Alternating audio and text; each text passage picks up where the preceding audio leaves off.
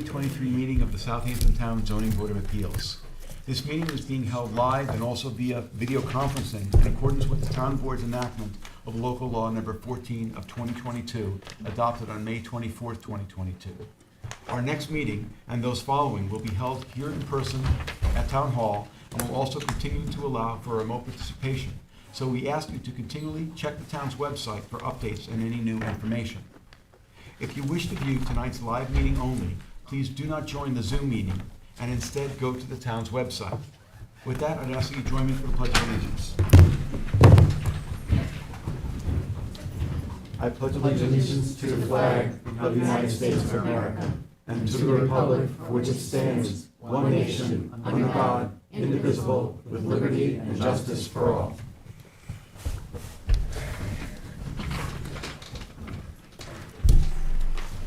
For those of you who are here with us tonight in person, in case of an emergency evacuation, please exit through the rear doors of this room to one of the staircases across the hall and continue downstairs and out through the main entrance. Please do not attempt to use the elevators during an emergency evacuation. In case of a medical emergency, the automated external defibrillator and first aid kit are both located in the hallway on this floor opposite the elevator. Restrooms are located across the hall. We will be starting this meeting with the public hearings.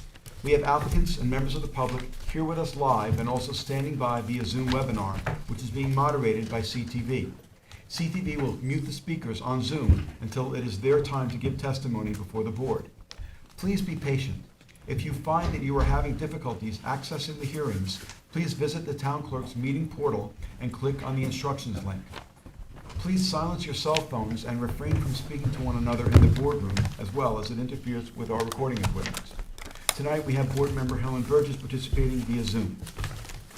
A reminder that applicants, agents, and members of the public speaking, other than attorneys, will be sworn in, will state their address for the record, and will offer their testimony as it relates to the application before the board. Before handing in any submissions to the board tonight, please make sure that the documents identify the ZBA application name and tax map number. The application name should also be written on your certified receipts. Unless otherwise stated at the end of each hearing, all of these applications will remain open for written comments for all purposes until a date to be announced after the hearing. Those comments can be addressed to the members of the board and sent via email, mail, and/or dropped off at Town Hall to the board secretary, Candace Cowell. With that, I'd ask for a motion to approve the minutes of our last meeting. So moved. Second.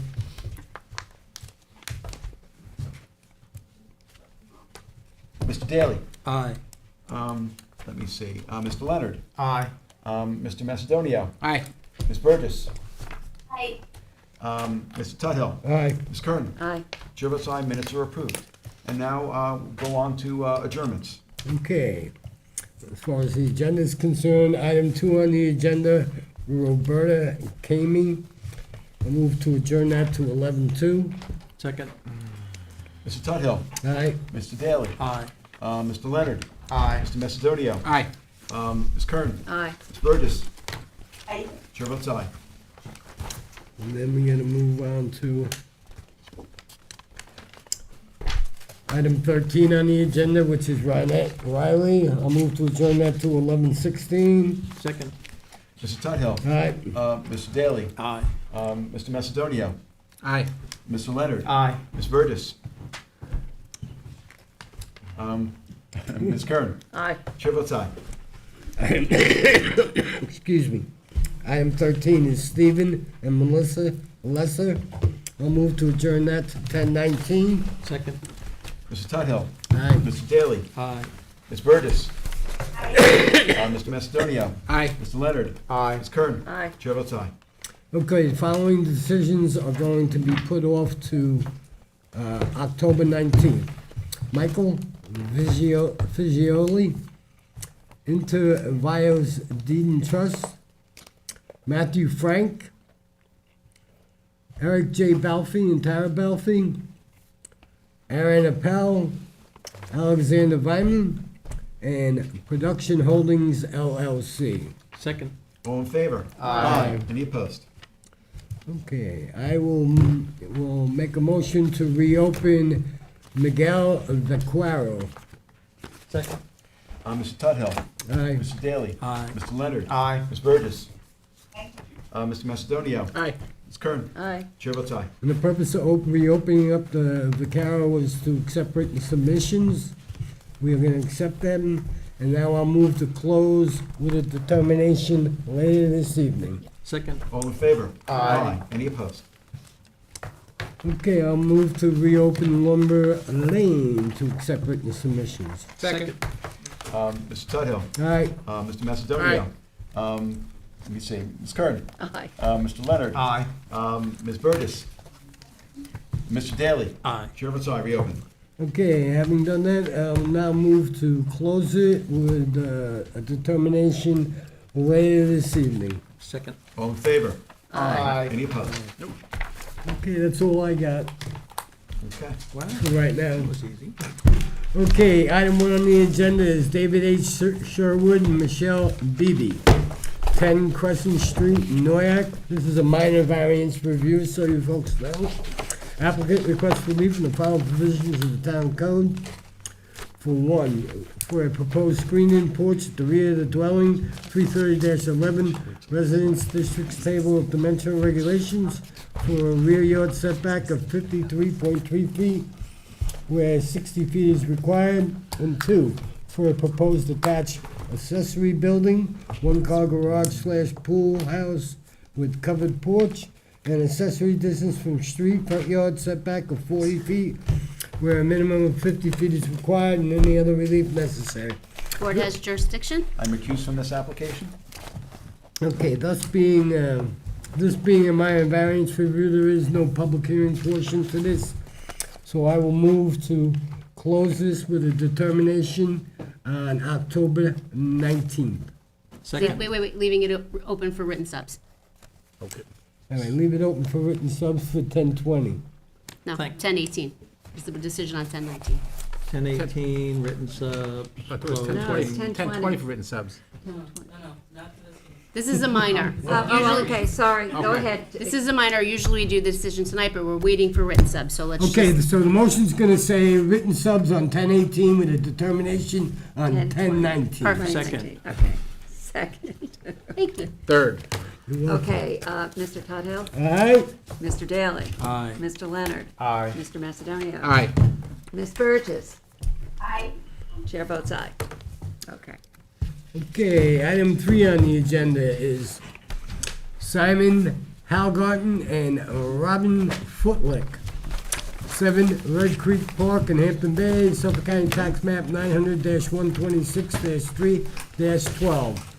Applicant requests relief from Town Code 330-84D Pyramid Law for a total encroachment in the amount of 2,959 cubic feet, 1,613 cubic feet on the north lot line and 1,346 cubic feet south lot line, for a proposed one-family dwelling on a non-conforming lot and any other relief necessary. Board has jurisdiction. Just wait 1 second, because we do have a lot of written subs. That's for Bob. There we go, Robert. Top one is the original. Top one is the original. Pass the rest of this down, Bob.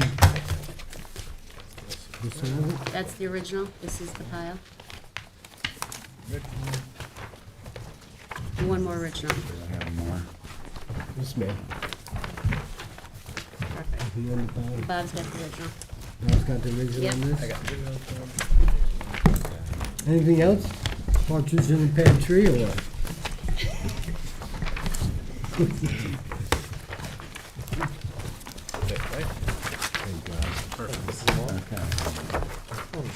Okay. Paperwork. All right, if we're all set, see the screen, if you can state your name and address to the record, please. Daphne Vaughn, Surfside Environmental Planning, 225 Montauk Highway, Mauritius, New York. And do you swear to tell the truth, the whole truth, and nothing but the truth? I do, Okay, can you tell us about the application? sure. Just so you're aware, I've given you some site photos which best illustrate the property for you. And this pretty colored portrait here is a cut and fill plan, which will also help with part of my presentation. I've also given some neighbor letters. Okay, so, the subject property is located at 7 Red Creek Park in Hampton Bays. Red Creek Park is an unimproved private road and the property is in an R40 zoning district. The lot is non-conforming to the zone at 31,783 square feet, where 40,000 square feet is required. And it's of an irregular shape, configuration. The property currently contains two pre-existing non-conforming one-story residences and associated decking, and benefits from a pre-existing certificate of occupancy, number C9521, back from 12/2/1985, for both dwellings, with two follow-up permits and associated certificates for partial demolition of the waterfront building with replacement and in addition to what stands at the site today from May and July of 1990. The property fronts on tidal waters of Red Creek Pond and is regulated by both the Town Conservation Board and New York State DEC.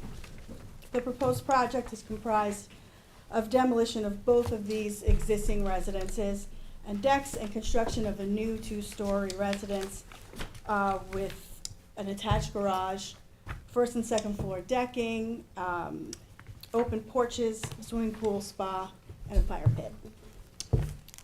The project has received full approval from the Town Conservation Board as proposed. We submitted a copy of that permit recently. That permit was released a couple weeks ago, September 20th of this year.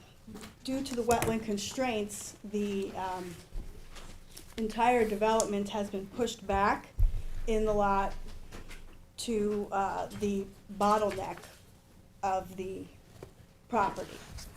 As I said, it's an irregular shaped lot. It's more wide open at the waterfront where the structures are, and kind of comes into a bottleneck and almost like a flag lot, but it's much wider than the typical flag. So with this proposed location, the average natural grade along the street side of the property for the proposed new house is at a lower elevation than the existing two structures, as the property contains a very large slope, which is part of the reason I've given you these site photos, which comes up from Red Creek Park on that side of the property. So the average natural grade at the proposed garage corners, which is the landward most part of the proposed structure, is nearly 4 feet lower than the habitable portion of the proposed residence. So due to the irregular topography, in order to construct the project, the owner is proposing to cut 1,800 cubic yards of material from the highest portion of the property and regrade over 600 cubic yards of that material to reshape the slope and use that in the septic area. So that's what this plan is to illustrate. These red and brown areas are the areas where the fill will be cut from. Most of that will be removed from the site, and about 600 cubic yards will be utilized to fill in the waterfront house that will be demolished and utilized to flatten out this sanitary area. As you can see in the site photos, there's a flat area as you come into the property, but it's kind of a roller coaster that comes up to a plateau where the existing structures sit. So they'll be cutting that plateau. That deal, that's part of the Conservation Board permit? All that Yes. Topo, okay. All of this was presented to them and approved. So these photos illustrate the changes in topography, not only on the subject property, but between the two neighboring properties. You can see that the homes on either side are significantly lower in elevation than these two homes on the subject property. So effectively, when we cut the grade from this property, will be more in keeping with the grades on those adjacent neighboring lots. So, about 1,200 cubic yards of material will be fully removed from the site. So with all of that being said, the proposed house does not need any variances for setbacks because of the proximity to wetlands. It's fully regulated, and under chapter 33083K is allowed up to 50% reduction in setbacks. So it complies with all the zoning setbacks. But the only thing we need a variance for is pyramid, and it's 84D. The total amount is 2,959 cubic feet, and the calculations that I think Art had in his denial letter are a little off. The numbers are right, but they're just miscalculated for the north side and the south Will you side. give us the correct one? I'm sorry? Will you give us the correct one? Yes. So the total is 2,959, which he had correct.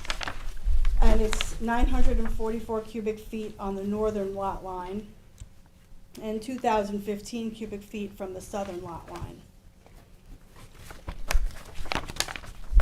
And that's with the cutting of the slope.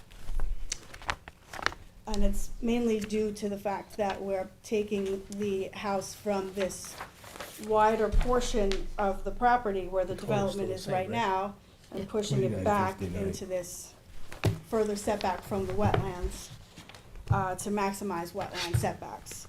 The sanitary system will be all the way at the road at a complete maximized wetland setback.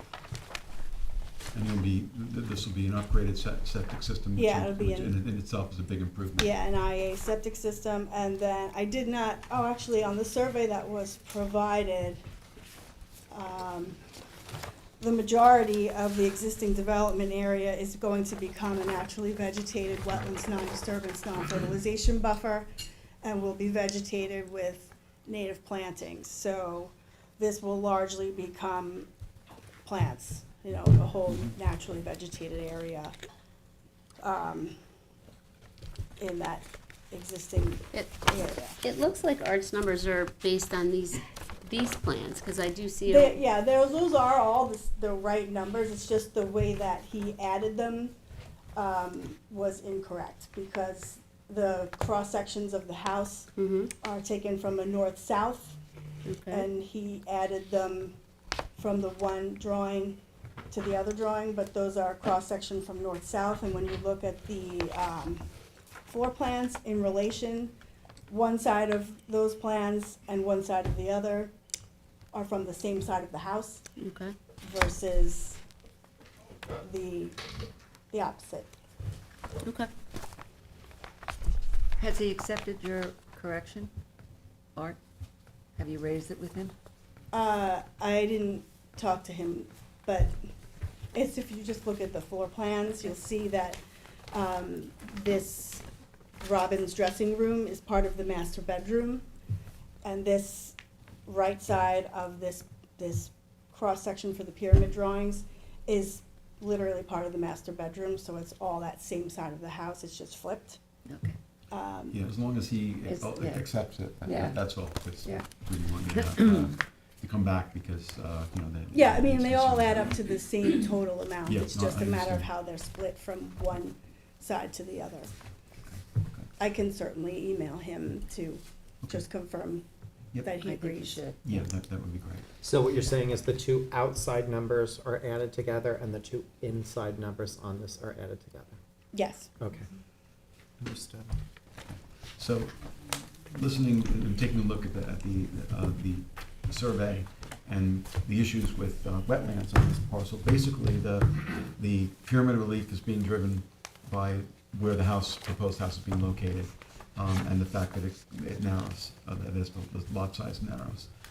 So pretty much, I suspect members of the board are gonna ask about, ceiling heights, just to make sure that we can't get the number lower, but that's really what's driving this. Yes. But otherwise, it's an improvement, it's protecting the environment, it's. It's eliminating a non-conforming use. It is also eliminating non-conformity, yeah, so those are all benefits, and the environmental benefit with the new septic system is absolutely very important as well. And there's really no other place to put the house, right? No, there's not. conforming It's a very difficult lot because of its irregular shape in the wetland. and because of the constraints of the wetlands. And like I said, he's literally cutting off the peak of the property to bring the grade lower. If he didn't do that, then the pyramid numbers would be much higher in reality. Okay. So what are the ceiling heights? The ceiling heights are pretty normal. They're kind of irregular, they're irregular, but they're normal. They're mostly 8'7" to 9 feet throughout the house.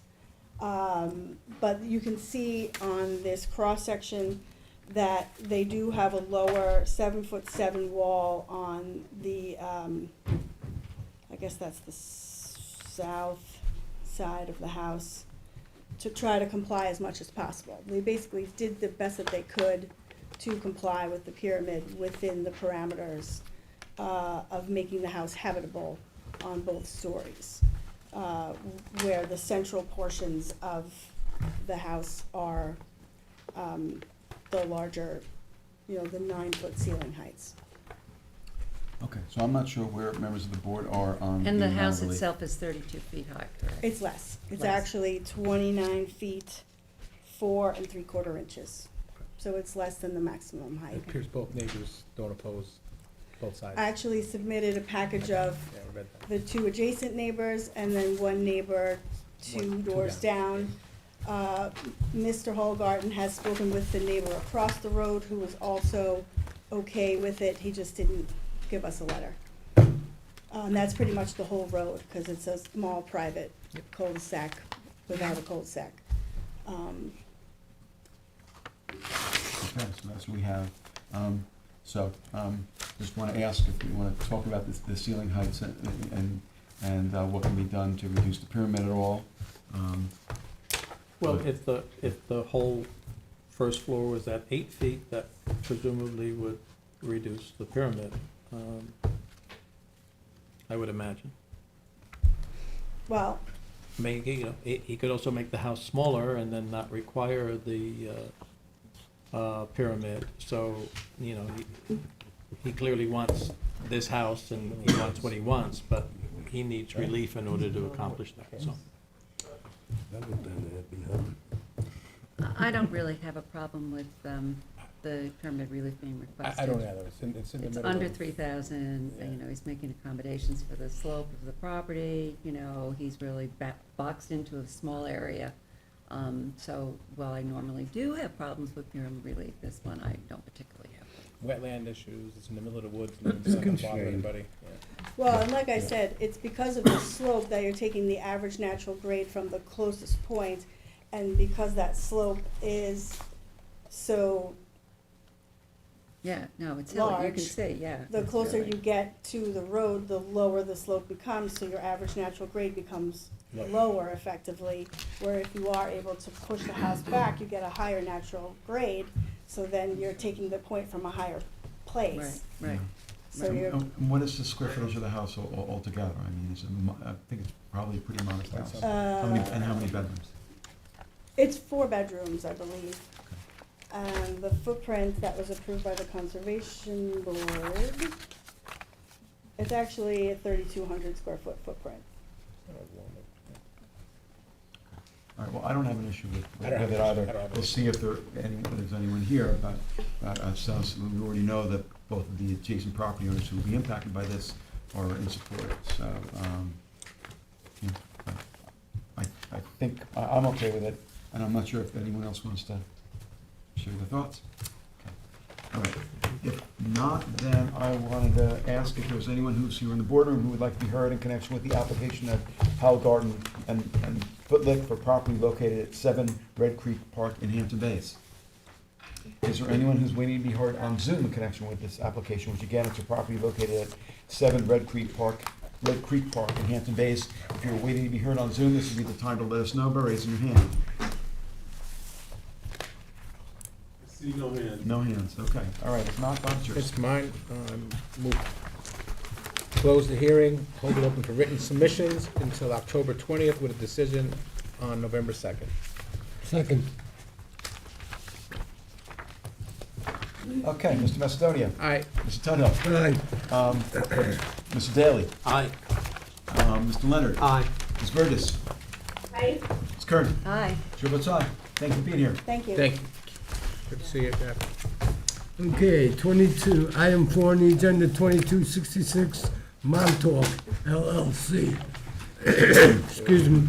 2252 Montauk Highway in Bridgehampton, Suffolk County Tax Map 900-69-2-17.7. Applicant requests relief from the following provisions of the town code for two proposed two-story buildings connected by a pergola. One, for proposed building A, 330-34, business district stable dimension regulations for a principal front yard setback of 26 feet from the westerly property line, Butter Lane, where 30 feet is required, and a principal front yard setback of 27 feet plus or minus from the southerly property line, Montauk Highway, where 30 feet is required.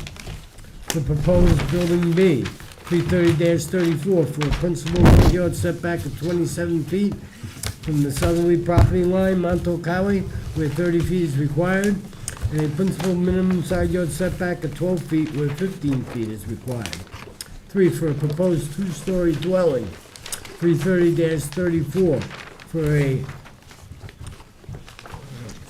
for a principal front yard setback of 26 feet where the westerly property line, Butter Lane, where 30 feet is required. 4, 330-34, for a proposed total lot coverage of 20.67%, where a maximum of 20% is permitted. And 5, 330-83G1A, yards to allow the parking area to be located within the transitional rear yard at a setback of 15 feet where a maximum of 50 feet is permitted, and any other relief necessary. Board has jurisdiction. We pass that Good to evening. Adam. Good evening. Good to see you all. Mr. Grossman? I'm sure you recall, we were here 2 weeks ago on this project. At the time, we were applying under the auspices of a modification to a previous variance. The board had some discomfort with that, and so we've applied. Now we're proceeding as a new application. But the previous variance certainly is relevant to the relief we're asking today. Now, the relief that was granted back in 2021 permitted what you see here, and that is 21 spots along the northern border within 15 feet of the boundary line, of the property line. Relief for that because, as you know, the transition yard is 50. So 21 spots entitled to that 15-foot relief. It then had relief on the side yards, and all the remainder of the relief is essentially minor variances. We're asking for relief in the front yard of 27 feet. It was the same as granted before. 30 is required. In the side yard of 26 feet, although granted to the forward structure, to the rear structure previously, we're now asking that same relief be granted to the forward structure. On the side yard, we're asking for 12 feet where 30 is required. I'm sorry, 25 is required as a minimum. And for lot coverage, we're actually decreasing lot coverage from what was permitted. What are the numbers, Sean, on the lot coverage? Because I know there was some And I just have to swear. 2203. Okay. Anyone who wants to, I can. This is Sean Leonard, the architect. Sean, I just have to swear you in, even though I swore you in last time, it was for the modification. So you're gonna state your name and address, please. Sean Leonard, 320 Hampton Road, Southampton. And do you swear to tell the truth, the whole truth, and nothing but the truth? I do. Okay, and sir? Charles Martyr And your address? is 267 Hog Creek, 3 Mile Harbor, Hog Creek Road. Okay, and do you swear to tell the truth, the whole truth, and nothing but the truth? Absolutely. Okay, thanks. So previously, the lot coverage relief was granted at 20.67%. I'm sorry, that's the current, that's the current one, that's the previous one. 22.03%. 22.03%. So we're asking for less lot coverage, the same dimensional setbacks side, front. And then as far as the transition yard relief, again, all of this, 21 spaces, we're asking all of that be reduced to just 7 here. So as we know, precedent is an important thing with this board, and we often share it. This is Especially when it's to your advantage. especially when it's to your advantage. The precedent here is clear. The relief we're asking for is less in essentially every respect. It's either better or less in every respect than the belief that currently exists on the property. This is the application we can build today without further approvals from the board. We are keeping all the side and front dimensional variances the same. We are more in line with lot coverage, and we are reducing the infringement into that transition yard from 21 spots spanning almost the entire northern border to just these 7. Now, as you can imagine, in a location like this, there's going to be interest from the neighborhood. And I've had the pleasure, and I mean that sincerely, of working with Brian Kennedy, who is here today, who represents the neighbor that is adjoining neighbor right here. We've worked together on a accommodation for the last several months. Originally, he was in opposition to this. He's withdrawn his opposition based on the agreement arranged between the parties. And I had it put down here. Do you see the letter? Brian, do you have a copy with you by chance? You have to come back next month. It's there. Well, we have on the east, I don't know if you maybe put it over there, so you can see a little bit better. That would be great. One on Sunday? Yeah. that would be I'm terrific. submitting to the record, this is the letter agreement between our parties, which will acknowledge that specific elements of this site plan are to be retained in perpetuity through a covenant, namely the planting of a buffer, the maintenance of that buffer, and a lighting plan. But I'll submit this for the record. Thank you. There has been some further attention from neighbors, and we've tried to engage them thoughtfully based on what their concerns are. They are here today. You will hear them, what they have to say. But what we've offered, and this is all new, based on those conversations, they have rejected this, but this is what we're offering in addition. Actually, Charlie, do you want to go through? This is Charlie Martin, our landscaper. Yes. But Charles is probably gonna tell you to get to the microphone as well. Oh, Yep. right, okay. Yes, Trying to be Charles is. closer to you. The voice. Maybe just. You gotta turn that in a way that we can all see it. Yep. Well, the board has to see it, so. No, I know they do, I understand, but I think they can see it that way, and I think. Can you see it that way? It's so far away, it's hard for us to see. It's so Yeah. small. Yeah, all right, I know what that plan is, I just didn't know what else. That's the plan we showed. Yeah, I got it. We have Okay. copies of this. Let them present. Do you have copies of this plan? I don't think you do. I do. Did you submit it to them? No. No, you don't have it yet. Okay. But we're submitting it. Okay. Then we're good. So this incorporates, and I'll let Mr. Martyr explain more thoroughly, but this incorporates the agreed upon plan with the adjoining neighbor who's represented by Mr. Kennedy. Okay. And then this was an attempt at bridging the gap between my client and Mr. Levine, who's represented by Mr. Weber, who's here today. So, Yes, Robert, you want- great, thanks. Yeah, with that concern, we've developed a planting scheme that is extremely dense, particularly where the cars are parking. Wait 1 second, I'm gonna pass it down. Okay.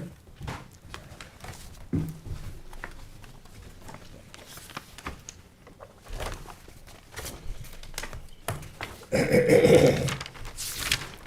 you have a copy, Trevor? I believe so. Yeah. Oh, we need one more. You Just don't have for- to hand it. All right, we're good. Okay. To go. Okay, I'm on. Okay, great, thank you. Basically, we've been very conscious in this plan to develop intense privacy and noise submission along that north property line. Not only do we have one row of green giants, where the cars are parked, we have two, not to mention a sound reduction fence, as well as an additional privet hedge on the other side. So basically, there's 4 layers of acknowledgement of peace and quiet and visual obstructions from the neighbor's point of view. And then, and otherwise, we've treated the site more like in the spirit and in the language of a residential property, not like maybe you would see coming up along Main Street in Bridgehampton, that sort of have a commercial, commercial look. So and it's also in keeping to the original landscape that we did in the first construction next door. So there's a certain acknowledgement of passerbys and the village and in that achievement. And I think it'll look great, all honesty aside. So, again, it's 4 layers of buffer that we are proposing. The hedge that's existing, that sound-reducing fencing, and then 2 layers of 8 foot to 10 foot green giants between the parking area. And again, it abuts the driveway, the flag strip driveway of the neighbor who's no longer in opposition before it gets to Mr. Levine's property. I would also note the original plan, the approved plan, the existing zoning on the property calls for the entrance to be here, closer to Mr. Levine's property. Again, 21 spots right along it. And again, this is something we can build without further approvals from this board. I just want to make that clear. Now, there's a garden here without structures, no relief necessary. In a nod to the residential nature of the neighborhood this way, we have moved the access point closer to the commercial area, away from the neighbors. So again, that's an impact that's been reduced by this revised plan. This is an incredibly massive impact that is reduced by this revised plan. And then none of the buffering that's before you today was included in this plan. Well, I shouldn't say none, but the extent of the buffering of the planting that you're seeing today was not, nowhere near it was required with this variance. So we've been very conscious of the concerns of the neighbors that have been expressed to us. We've tried to work with them as best we can. We've offered concessions where we can. And, if, frankly, considering what could easily be on this property, this is a far greater plan, far more in tune and respectful of the character of the neighborhood. What are the proposed uses of the buildings? It's a single-family residence right here, just as it was in the previous plan, and these are 2 retail. The reason we are here essentially is because that previous, besides the reconfiguring some of the setbacks here, again, no far greater than what was approved, this was originally a wet-use restaurant, and now it's 2 retail uses. Retail office. Retail office uses. Yes. No wet use. No wet use. And this application, compared with the variance granted, does not increase the relief at all? It only decreases the relief. That's what I thought. Yes. That's what I thought. Okay. And substantially, I would say. Yeah. Okay, it's a lot of information, but any questions from members of the board? Anthony? I believe this is going before the planning board at our next planning board meeting. I think it's on the agenda for secret. For follow comments, whatever. Okay. But have coordination letters gone out? They haven't adopted the secret report, so I would think probably not. Yeah. Katie just asked whether the coordination letters have gone out yet? The application just came in, right? Right. The formal application. Yeah, no, but I'm saying they're not, it's not before the planning board for SECRA because we have to coordinate SECRA. Well, we So- can do that. Yeah, no, I know that, but I it's, can do them out, send them out tomorrow. yeah. All right, so you want to send out the letters to them? All right. Okay. Wanted to ask if there was anyone from the public who would like to be heard in connection with this application, which is the application 2266 Montauk LLC for property located at 2252 Montauk Highway in Bridgehampton. If you'd like to speak to us, feel free to go to the podium, or maybe you could take a seat if someone decided to give up their seat. I'll give up my seat. Okay. All right. Coming up.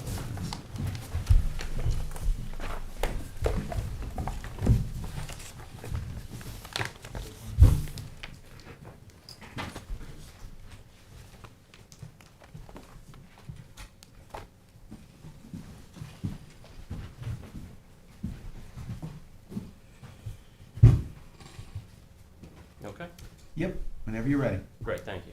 Okay. Again, Bram Weber from Weber Law Group in 290 Broad Hollow Road in Melville for Mr. Jason Levine, who's the owner of 49 Butter Lane. As I said last time I was here, Mr. Levine is certainly the most impacted neighboring property. His property will clearly suffer a detriment with the location of parking spaces only 15 feet from the property line where the buffer is required to be 50 feet. The applicant is seeking a 70% variance, which is both substantial and unnecessary. And again, precedent was just mentioned, so this board will be setting a precedent. Now, maybe in its lengthy history of decisions, it has previously granted transitional variances of 70%, but this certainly is a 70% variance. The applicant could easily remove 11 spaces, and that's what we're asking for them to do, and create a larger buffer area which would be acceptable to Mr. Levine and would still allow them to get a variance from that 50-foot transitional buffer. What I'm saying is that we're not requiring a 50-foot transitional buffer. We're not asking this board to hold the applicant to that. We're asking the board to hold the applicant to something reasonable. Mr. Levine is willing to accept a smaller buffer, as shown on this exhibit, which I have for you. Counsel, may I approach? Yes, you can submit it to our attorney, please. Take one for myself. This should be Okay. each board member and you know what? I have one. I can give one to Carl too, although he's seen this. Is that what you sent me? Yeah. You don't need it? Okay. Thank you.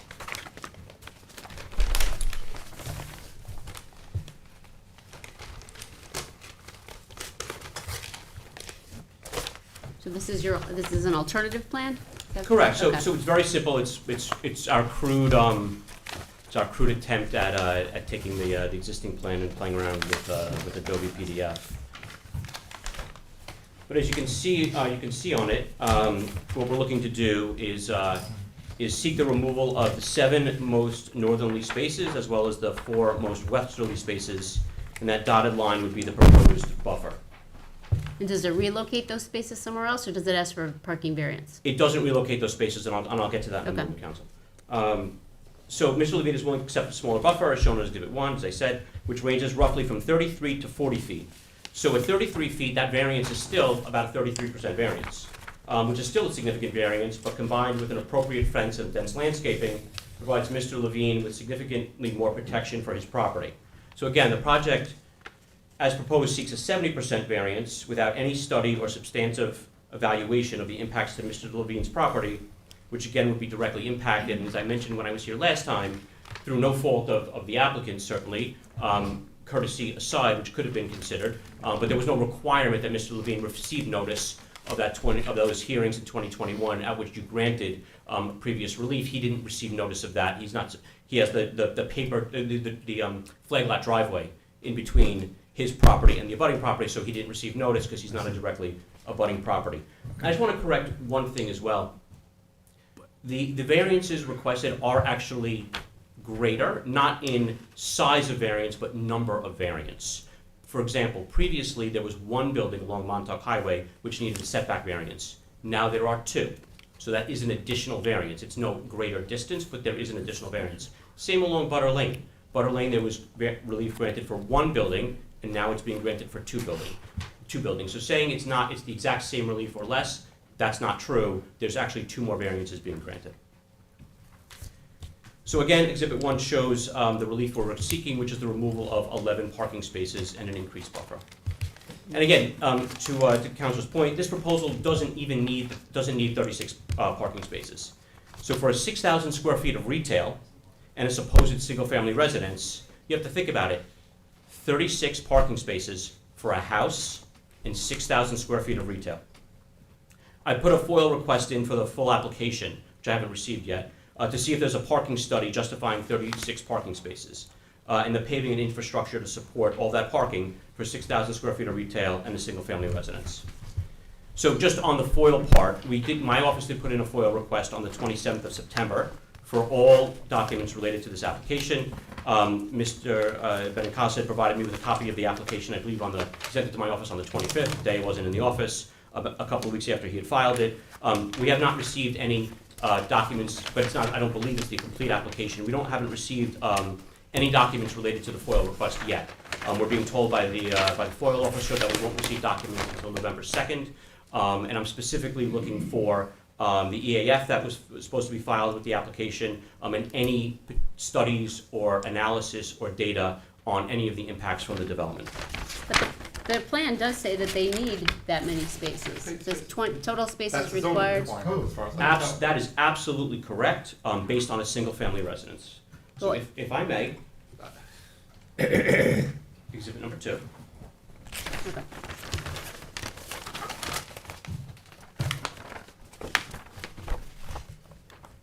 And I made this point last time I was here regarding the single-family residence. These are the current proposed floor plans, which counsel for the applicant was gracious enough to provide me with. I want you to look at them for a minute. There's 2 pages, a first floor and a second floor.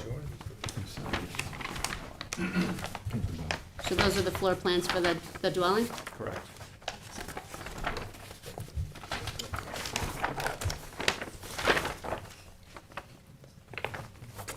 I just want to wait for them to test that. Okay. So if you look at them for anything more than a minute, they're not a single-family residence, and I'll explain the reasons we believe why. It looks like an inn or a bed and breakfast. So long as that is owner occupied, it actually fits perfectly with the definition of a bed and breakfast pursuant to the Southampton Town Code. That definition is an owner occupied building designed and occupied as a single family or 2-family residence, managed by the property's owner, and having, as an accessory use, bedroom accommodations and breakfast provisions served in the host's private dining room or kitchen for those accommodated as paying guests. The problem with this application, of course, is that by perpetuating the concept that this structure is a single-family home, it avoids studying the impacts that a bed and breakfast would bring to the area. And that, of course, is illegal segmentation under SECRA, not studying the actual impacts of the application. What we really need is a truthful, accurate, and factual analysis of this application that studies all the impacts and then a rational and reasoned determination based on that analysis. Such an analysis is impossible when the true uses of the property are not being shown and studied. And let me just go through just a few points on the actual floor plans. It's supposed to be a 6-bedroom house in Bridgehampton, right? You're gonna put a 6,000 square foot single-family residence on a property shared with 6,000 square feet of retail. You have 14, if you notice, you have on your site plan, you have 14 head-in parking spaces pointed directly at the single-family residence. There's no master bedroom. There are 6 bedrooms, all designed exactly the same, with a bed, a sitting area, and a bathroom. It looks like an inn. If it is a single-family home, that's a house. That's a room for a parent, parents, and up to 5 children. There's no playroom. There's no indoor space for kids to play. It's a 5,500 square foot house. There's no indoor play area for up to 5 bedrooms of children. There's no backyard. There's a covered terrace, which looks like it would be a perfect place for breakfast for an inn or a place for afternoon drinks. And there's no backyard. It actually has a paved circle with a direct access from the parking lot. So you can park in those 14 head-in spaces and walk directly into this paved circle with a bench. There's absolutely no resemblance in that area to a residential backyard. These floor plans, which are part of the record, should be called for what they are. We should call a spade. As I've been saying, we should call it what it is. It's quacking like a duck and it's looking like a duck, and it's a duck. This is an inn or a bed and breakfast. It's not a proposed six bedroom house. And therefore, the appropriate impacts for this application are not being studied. Granting approvals on this application is a clear violation of SECRA under segmentation and the violation of the required hard look of the environmental impacts. So I'll just summarize. So Mr. Levine is only requesting the removal of 11 unnecessary parking spaces, still leave the applicant with a variance of up to 33 feet, which still gives an applicant a variance of roughly 30%. We want an appropriately vegetated buffer and a covenant that the building shown in the plan and labeled as a 6-bedroom, single-family residence will be limited to exactly what it is being presented as, a single-family residence. Otherwise, this application should be dismissed and required to be refiled when it reflects the true intentions of the applicant. That's it. Okay, any questions? Before we go on to anybody else who wants to speak, Carl, would you like to respond? I'll respond. When everyone else is done? Have someone You have someone on Zoom? Okay. Oh, okay. Is there anyone else in the audience who wanted to be heard? Okay. We have 2 other people in the audience as well, Charlie, so. Yeah, but before we move on, I'd like to hear Mr. Benincasa respond to this, so we don't get lost in the sauce. Sure, If I'm it's happy to possible. respond. It's a house. Resonated. This board actually set important precedent with a decision back in 1998, I believe it was, 2001, excuse me. The Court of Appeals for the Second Circuit, in Association of Friends versus Zoning Board, 28780 2D 620, New York Appellate Division, 2001, reviewed a decision of the zoning board of the town of Southampton and expressly held the ZBA is proper to reject petitioner's speculative claims that the residence was destined for use other than a single-family residence, as the standard is not designed or potential use, but actual use. So he can speculate all he wants. The application before you is for a single-family home. That's what we're going to pursue with a certificate of occupancy. If they use it for something else, the town code exists to protect members of the public from people misusing their property. That's true with us, that's true with Mr. Levine, that's true with everyone in the R20 zoning district around him. So to say they're gonna use it for something they're not authorized to use it for, that's what the code's for, that's what code enforcement's for, that's what the police are for. We're telling you it's a single-family home, maybe he doesn't like the layout. There's no way to look at this that say that doesn't make any sense as a single-family home. That's what my client is using it for, and a speculation is inappropriate for this juncture, inappropriate for this hearing, and should be summarily dismissed and disqualified by this board. Mr. Benincasa, could you refresh our memory as to the procedural posture of this application with regard to planning vis-à-vis the ZBA? We are here just for the dimensional relief that we talked about. The planning board, and Mr. Trezor will certainly back me up if need be, is the one that's gonna consider uses, that's gonna consider parking, that's gonna consider traffic flow, septic. Those are all considerations for the planning board. Your responsibilities and your charter is limited to the dimensional relief requested without any regard to use whatsoever. And again, the dimensional relief is the same as far as the amount of relief requested, the actual linear feet, or less than was previously approved on this very site by this very board. Parking requirements are set by code. They meet the minimum parking requirements. So I don't know where it's understood that we can have less parking. We need a parking variance. And the last thing this board wants to do is grant parking variances in Bridgehampton. So. Well, let me just add, certainly, we're not gonna just eliminate parking that was already approved previously, based on uses, without the planning board chiming in. I mean, we just don't allow that to happen. So- To get rid of 7 or whatever spaces, I'm not sure that's a good idea. So the planning. I certainly don't think relief from parking when they could provide the parking makes sense. Right. So Mr. Levine will have the opportunity to argue all of these things before the planning board when this becomes before. As he did. As he did before. They will have the opportunity to speak to the planning board, I mean, at that point, saying if we think the parking should be eliminated, I mean. But the language of the attorney for Mr. Levine seems to be going in the direction of an Article 78 if we act, if we approve what's being proposed. And I'm sorry, Mr. Chairman, I'm sorry, but it is unfortunate because all we're asking for is, if this is a single-family home, covenant that it's a single-family home, and remove some parking spaces to give us more of a buffer, so you're not granting a 70% variance. That's all we're asking for. Just covenant that you're gonna do what you're gonna do, Yeah. say, and reduce parking. Yeah. But So is the the parking's a problem. Isn't the parking related to the 2 retail uses? Well, I mean, that's the- the whole most of on-site. the parking No, I know, but spaces. the It's one single-family per dwelling only requires a certain amount of spaces. That's It's exactly right. The Right. bulk of the parking. So you have to do. Right, but the bulk of the formula. parking is for the retail. And why covenant against any other lawful use of the property. Why should Yeah. why should my client be precluded from pursuing a lawful use of the property? My client, let's not forget, runs a very successful restaurant and inn next door. It is well-run, it is respectful, it is celebrated in the community, she is not a blight on the community, she is not a ne'er-do-well, she's not constantly being summoned or violated, she is responsible and contributing member of the community. So to say that that her intention is to pull a fast one on this board is frankly offensive.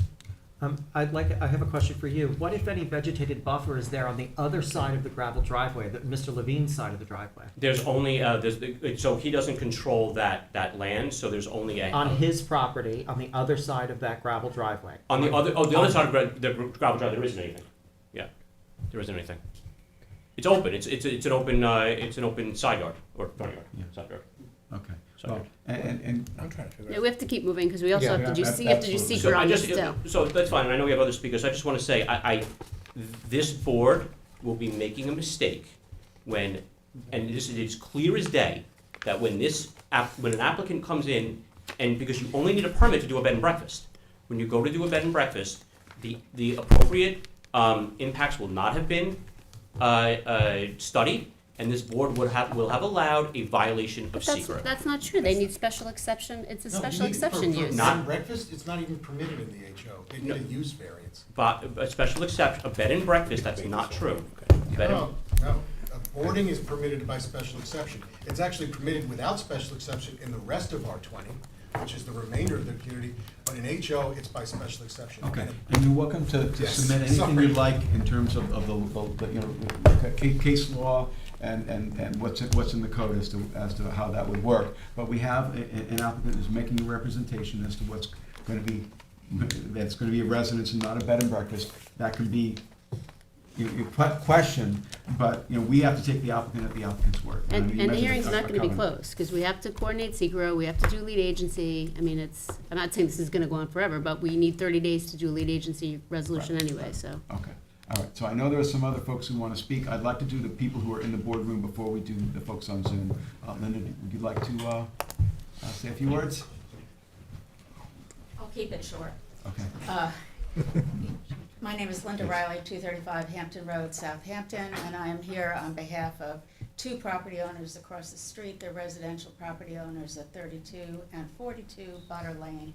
They are directly across the street from the residents. I think, I just want to say something that's germane to secret, I think, at this point. And that is that it's one lot. It's treated as one lot. We keep referring to a portion of the lot as residential, but it is subject to secret. We have 6,000 square feet of retail uses going on. The improvements on the lot, and certainly the transitional yard, are all relevant to the fact that it is subject to site plan. It is not a type 2 action. It is, and you are coordinating review. Yeah, we're doing secret. So, right. So here's my point. My point briefly is that the 50-foot transitional yard should go all along the backyard, all along the northerly property line, and would provide some buffer for my clients who are directly across the street, both of them facing actually the rear yard here. And if it's not a single-family home, it shouldn't be any imposition to continue that buffer. They've already taken the property out of it. And that's my main point. I know you're not gonna close the hearing until secret is coordinated, but, That's your concern, and I'm sure Mr. Benincasa would be happy to have a conversation with you about what can be done to accommodate your client's Can I concerns. just get a clarification? Did you say along the northern border or the western border? the northern border. Just continue, Well, you'd like to continue it down on the western? on the western as well, or just on the north? Just that? 50 Okay. feet down is what's required for a buffer between a residential use and a commercial use. And there is a commercial use on this property. It's one lot. Okay, all right. But, Thank you. wait, but where you your pointed, clients there's a are buffer. across Butter Lane. Yeah, they're across, They're right there. Right. yeah. Yeah. So how does the 50-foot buffer on the north side change anything? That's what I'm Well, confused if there's a about. landscape buffer here, it'll go a long way to, Getting that? with the headlights. back Lenny, we that just way. need to get you onto the microphone, I'm sorry. All right, so So- you're not talking about going down the western side of the property line, you're just talking the northern property line? We'd love to see a landscaping plan along the western side too, but what's required under the code is a transitional yard on the northerly boundary. It's not necessarily required on the westerly boundary. But having landscaping in there, particularly dense vegetation or natural vegetation, would cut down on the glare from the headlights going across the yard into my client's properties, et cetera. I just want to clarify that a buffer per code is not the planting of a screening, it's the lack of structures. And there are no structures in that area, so we're respecting the 50-foot buffer there. But the planning board can certainly look for a landscape You said the plan. magic word, the planning board. Right, but, Yeah. but if they're given a variance here that allows for literally no buffer between the purported residential use and the northerly property line, there's all kinds of things that can happen back But there. we're not asking for that. That's not the relief. You are asking for a transitional yard. And there is there's a screening requirement in the code. I'm sorry. I know, I understand, we you have can't say to there's not. We have to have you to a microphone, we have a Microphone. recording system here. Whoops. Oh, I didn't do it on purpose. She did it. Oh, yeah. No worries, we'll fix it. Sean, Sorry. to the rescue. Got it. The code requires 50 feet on a transitional yard between a lot that's used for a commercial purpose and a residentially used. Okay. That's, Okay. and, All right. and Yeah. it's not, it shouldn't be a compelling argument, frankly, that this is actually gonna be used, if it is, for a single-family residence. It is still subject to SECRA and still subject to the code requirements. Okay. All right, thank you. All right, so anyone else who's in the boardroom would like to be heard in connection with this application? If not, is there anyone who's waiting to be heard on Zoom in connection with this application, which is again for our property located at 2252 Montauk Highway in Bridgehampton? If you were waiting to be heard on Zoom, this would be the time to let us know by raising your hand. Thought there was at least one person. There's someone up there. There is someone up there. Okay. Hand raised. There. There's a guy in the upper right. I see that.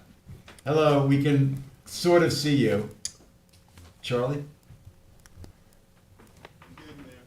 Okay. Give us a minute.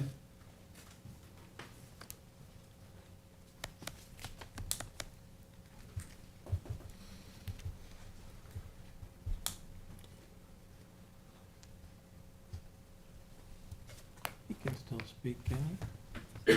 Can you hear me? Yep. We can hear you, but we can only barely see you. Give us just another minute. Sure. I can listen to a tiny man. There we go. Okay, so unless you're an attorney, I just have to swear you in. You can state your name and address for the record, please. Jefferson Murphy, Sag Harbor, New York. And do you swear to tell the truth, the whole truth, and nothing but the truth? I do. Okay, Jeff, you can give us your comments. Good evening, everybody. Jefferson Murphy, Sag Harbor. I represent property owners on the other side of Butter Lane. Catherine and Peggy McCoy, who own the corner property with Butter Lane and Montauk Highway. That's 2,228 Montauk Highway, known as Butter Lane Corner. And I also represent the property where you see the bus company that's owned by Albert McCoy. So I represent both of those property owners. They're not opposed to the application per se, but they do have several issues and questions about the proposed project design and layout that could affect the variance requests. First of all, when they got the hearing notice for your first meeting in September, they got a copy of the application material, but there were no building elevations. And I did speak with Sean Leonard at that time, and he said that that had not been finalized. So at this point, we still have not seen the building architecture. The second one is a point of confusion on my part. When I spoke with the applicant and staff back in September. It was my understanding that the two closest buildings to Montauk Highway were going to be for office use. But then this evening, I've been hearing retail and office kind of being used interchangeably. So I'd like just like have some clarification as to what the use is for those two, four buildings closest to Montauk Highway. And the third issue of concern is there was a prior site plan and ZBA application on the property, and my clients had no objections at all to that project in terms of design and layout. This project has substantially changed. Most notably that the curb cut along Butter Lane has been moved significantly closer to the intersection of Montauk Highway. In the summertime, I can tell you from firsthand experience that intersection is severely impaired. There's a large queuing of traffic waiting to make a left-hand turn or go straight south across Montauk Highway. And now you are adversely affecting both of my client's property with that relocation of that curb cut. One of the things that we're going to be requesting is that there be an independent traffic evaluation, not a full traffic impact study necessarily, but a traffic study be prepared that focuses on the queuing and timing of that intersection and the proposed curb cut location as it affects all three properties. This is important because it's not only going to be the traffic coming from this project. It is my understanding that there's going to be a cross access to the properties to the east with Fishes and Lowe's, so all of that traffic would be traversing across this property to get access to Butter Lane as well. So that's a significant amount of additional traffic, very close exiting onto Butter Lane, very close proximity to the traffic light on Montauk Highway. This is an unlisted action, it's not type 2. There is going to be, I understand, coordinated secret review, that's great. I understand that there's going to be a planning board referral report prepared, hopefully at the next week's planning board meeting. And those are my only issues and comments. But I'd just like to get clarification on the use of the two buildings up front.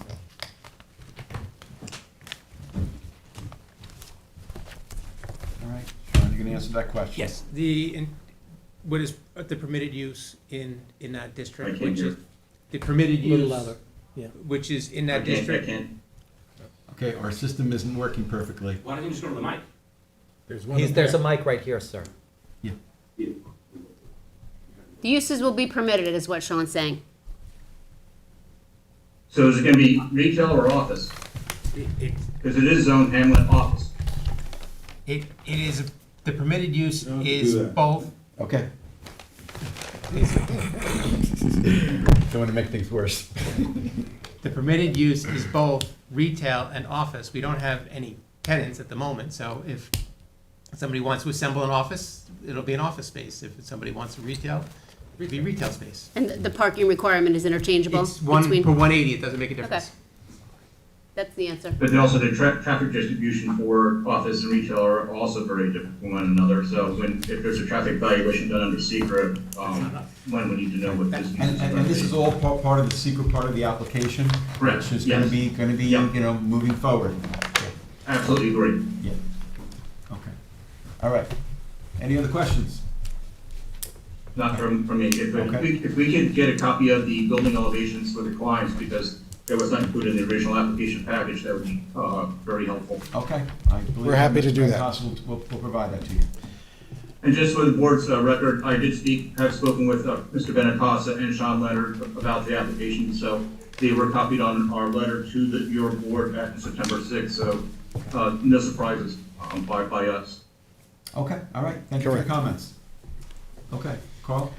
Just wrapping up, a lot of planning issues, traffic issues, parking issues, use issues. None of these are before the board. And I would just, rely on the advice of your counsel, but keep your eye on the ball. We are asking for less relief than you previously granted, much less on this site. And that's all I want to say. I know you have to move on. Thank you. All right, thank you. All right, so we have to do, keep this open because of the secret. Katie, do you have a time frame? Well, yeah, I mean, I was thinking we just put it on for a lead agency determination on 11/16. Anthony, just help us with those letters so we can get the letters out before October 16th, so we have 30 days. And then, 11/16 lead agency, and then how long do you think after that will there be I'm assuming the planning board will want lead agency, would recommend to the ZBA to defer to the planning board. How long do you think after that, Well, it'll depend. You had you had opposition recommending traffic studies and traffic analysis. That will be at the discretion of the planning board. They will make a determination as to whether or not they think that information is needed to make a determination. All right, so when do you think it should come back before this board? Maybe Well- second meeting in December? Well, I mean, Not second meeting in December. Sorry. Party that night. First meeting in December, just for a control date? yeah, that. All right, so we'll put it on for, all right, so put it on for a lead agency only determination for 11/16, and then back on for possible testimony on December 7th. Okay. Okay. All right, so I'll make the motion that we will have a lead agency decision at our meeting of November 16th. It's only just going to be for the decision, not for continuation of the public hearing, and the public hearing will continue on at our December 7th meeting. Second. Mr. Daly? Aye. Mr. Leonard? Aye. Mr. Tudhill? Aye. Ms. Kern? Aye. Mr. Macedonio? Aye. Ms. Burgess? Aye. Chair votes aye. Thank you all for being here. Thank you. In the meantime, attorneys, I encourage you to continue to communicate. Communication can be a very good thing. All right, item 5 on the agenda, Ronald Maria Guilford, 144 West Diana Road in Hampton Bays, Suffolk County Tax Map 900-254-3-30. Applicant requests relief from the following provisions of the town code for the proposed garage addition to an existing dwelling on a non-conforming lot. 330-6, general regulations that references 330-11, Residence District's table of dimensional regulations for principal total side yard setbacks from 45 feet to 39.7 feet, and a principal minimum side yard setback from 20 feet to 4 feet, and 330-84D pyramid law for a proposed encroachment in the amount of 1,433 cubic feet north lot line, and any other relief necessary. Kevin's looking for the affidavit of mailing, because I don't have it. Yeah, I emailed it today. You have it, Ken? Emailed? Yeah. Yeah, I have it in here, I'll find it at the end. okay. Oh, yeah, The board has jurisdiction, but I'd like the original for the file, please. Yeah, okay, All right. Pass that to John. okay. Good evening. Just state your name and address for the record, please. Kevin Springer, 61 Channing Cross, Hampton Bays, New York, 11946. And do you swear to tell the truth, the whole truth, and nothing but the truth? I do, Thank you. Can you tell us about the application? yes. Okay, so, as you can see, we have a non-conforming lot here, and the house, which was built in 1968, actually was built under a C-Res 15 at the time, so we started off originally with a 17.5-foot side yard. The house itself is actually shifted towards the north, which is complicating things a little bit. The previous owner, now this house at one point was a one-family dwelling with a one-car garage, but the previous owner took the garage and converted it to living space. So now we have some new owners. Actually, they're not new, they've owned it for about 10 years. They are getting older in the years and they want to retire out here, but they have no garage. And if you can see that in the plans that I have given you, the point of putting the garage over there is because that will enter into the mudroom / kitchen area, because the other end of the house is completely with all the bedrooms, so you can't, the idea is to be able to get in and out of the garage directly into the house, which would save a lot of problems. I know that it's a tight spot. I have not I've received all the cards back. I have not received any feedback, though. The house that would be most affected is, and we do have a buffer now, but the house that, if you look on the survey, let me just grab my survey here.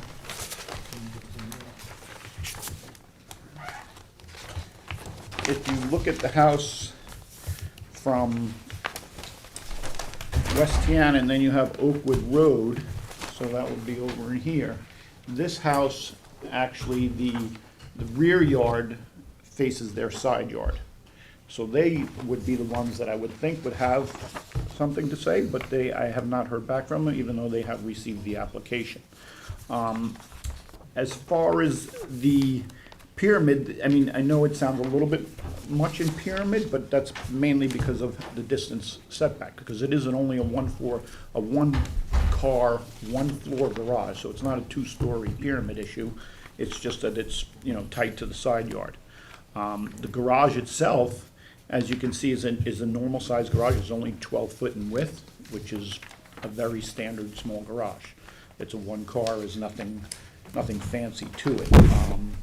We are, as far as all our other, we're on our coverages are all good. Our rear lot yard is okay. Our total lot yard is okay. So, yeah, I mean, basically at this point, we would just like to, unfortunately, the way they took this house and redid it a little bit, kind of put us in a little bit of a dilemma. So that's, I don't know if you have any questions, but that's where we stand. Yeah, I think I guess mainly we're gonna see, I guess, if the neighbor to the north has any concerns. Because that's the neighbor that's impacted. Yeah, and the house is, if you notice, is kind of right on a bend. So it comes as when West Tiana comes right around, so there's really not, the house across the street, it's not gonna affect them. As for all the, five reasons for the zoning board, I mean, this is not something we incurred by ourselves. It's not going to really affect anybody except for that, maybe that one house. Okay, any other questions? Okay, all right, is there anyone who's here in the boardroom who would like to be heard in connection with the application of Guilford for property located at 144 West Tiana Road in Hampton Bays? Is there anyone who's waiting to be heard on Zoom in connection with this application, which again is for property located at 144 West Tiana Road in Hampton Bays? If you're waiting to be heard on Zoom, this would be the time to let us know by raising your hand. Okay. If not, John, it's yours. Okay, I move to close the public hearing on this application, put it down for written submissions on October 20th, the decision on 11/2. Second. Okay, John, you Mr. said Leonard. 10:20, you said? 10/20 for written 11/2. submissions, decision 11/2. Yeah, I'm like, ugh, yeah, yes, me. Okay. Aye. Ms. Carey. Aye. Mr. Daly. Aye. Ms. Burgess. Mr. Macedonio. Aye. Mr. Little. Aye. Chair votes aye. Thank you. Thank you. Thank you. Okay, item 6 on the agenda is 16 Indian Avenue LLC, 201 Springle Road in Hampton Bays, Suffolk County Tax Map 900-293-5-18. Applicant requests relief from the following provisions of the town code for a proposed two-lot subdivision. 330-6, general regulations, that references 330-11, residence district stable dimensional regulations for a lot width from 120 feet to 107 feet, plus or minus for proposed lot 1, and 330-82 lot width for road frontage from 40 feet to 33.79 feet for proposed lot 2, and any other relief necessary. The board has jurisdiction with a little caveat that there was a question about the mailing, and the woman who we had a question about the mailing actually works at town hall, and she did submit a letter. So the board has jurisdiction. Okay. All right, good evening. Good evening, board members. Wayne Bruin, O'Shea Marcinson and Bruin on behalf of 16 Indian Avenue LLC. Just to address the notice issue as your counsel did. First of all, the proposed application involves a subdivision. We're asking for certain variances here to enable the planning board to approve a subdivision. So the planning board recently held a pre-application hearing in July and adopted their pre-application report, which I don't know if you received a copy, but I'll distribute a copy for your records. During that hearing, of course, we had to notice all the neighbors. We noticed all our neighbors, and in particular, the neighbor to our west, in this location at 179H Springville Road. And the post office delivered our notice at that time and we received the green card back. This time, unfortunately, we made the same mistake. We had only said 179 Springville Road without the H. Same time the first time they delivered. The second time, the post office refused to deliver due to a faulty address. So it sort of depends on your mail when you get it to the post office. Nonetheless, when your staff basically advised us of this, we did reach out to the neighbor and found out she works in the assessor's office. But nonetheless, we made sure she got a copy of the application. And my understanding is today, and I got a copy from the file, that she sent in a letter acknowledging that she did receive notice. The letter also says, I have no objections to the request of relief to enable the subdivision of the property into 2 lots, provided there will be no access driveway located in the side yard adjoining my property. And she understands there's an existing driveway circling the house on lot 1, and that may remain, and the access to lot 2 will be via driveway leading from Coolidge Road. Which one is hers on the So, survey? I was just going to explain that. So the subject property is a 1.167 acre parcel, 50,862 square feet. We're in the R20 zone. We're on the northerly side of Springville Road. We're known as 201 Springville Road. The neighbor that is up in the northwest corner. Her property fronts on Springville Road as it It's comes crazy. comes around. Springville Road comes and then goes around, yeah, it's really confusing. So it's the one now or formerly land of Seacrest Manor? Yeah. No, it's actually this one. I'm sorry. Yeah, they're not marked on our, It's this one. on the submissions. They should be highlighted, I think, Wayne. In any case, the request here is to, for 2 variances. One, which I'm not sure is necessary, but we asked for it anyway. But the 2 variances are to enable the planning board to approve this subdivision into 2 lots. Lot 1 fronts on Springville Road. It's improved with an existing single-family dwelling. The frontage at the existing dwelling is only 106 feet, I believe. And so, 107 feet, actually. And out of precaution, we asked for a lot frontage, or lot width request, even though that's an existing situation. And really, the lot we're creating in the back has 120 feet of lot width, which conforms to the R20. The front lot is 29,000, the rear lot is 21,000. The rear lot fronts on Coolidge Road, which is a town road, 50-foot right-of-way. We have 33.79 feet of frontage on Coolidge Road, and the adjoining property to the east has the balance. So we're asking for the lot frontage variance of 6.72 feet, I believe it is, or actually 12.9. No, let me see, where's this say? 6.72 feet for that road frontage to enable the planning board. Now, this property, some board members may be familiar. This property was before your board for the exact same relief to create these 2 lots back in 2003. This is part of the Freddie family compound. They had the property to the west, to the east, which is improved with 2 dwellings and a garage apartment, and this property improved with 1 dwelling. They were single and separate, but they had come to the zoning board and the planning board to combine the properties and re-subdivide them into 4 lots. The zoning board granted relief to do that. However, there was concerns about the density of the easterly lot having 2 dwellings already and a garage apartment, and so the relief was for 3 lots, the lot on the west and these 2 lots. The applicants didn't proceed. They actually, since 2003 in that variance, went back and forth and renewed their planning board pre-apps up through 2017, actually 2019. And then I think I don't know, I asked my client if he realized why they decided not to proceed with the family compound, and they sold this lot to my client. And he's now proceeding to subdivide it in the same fashion as this board had previously looked at.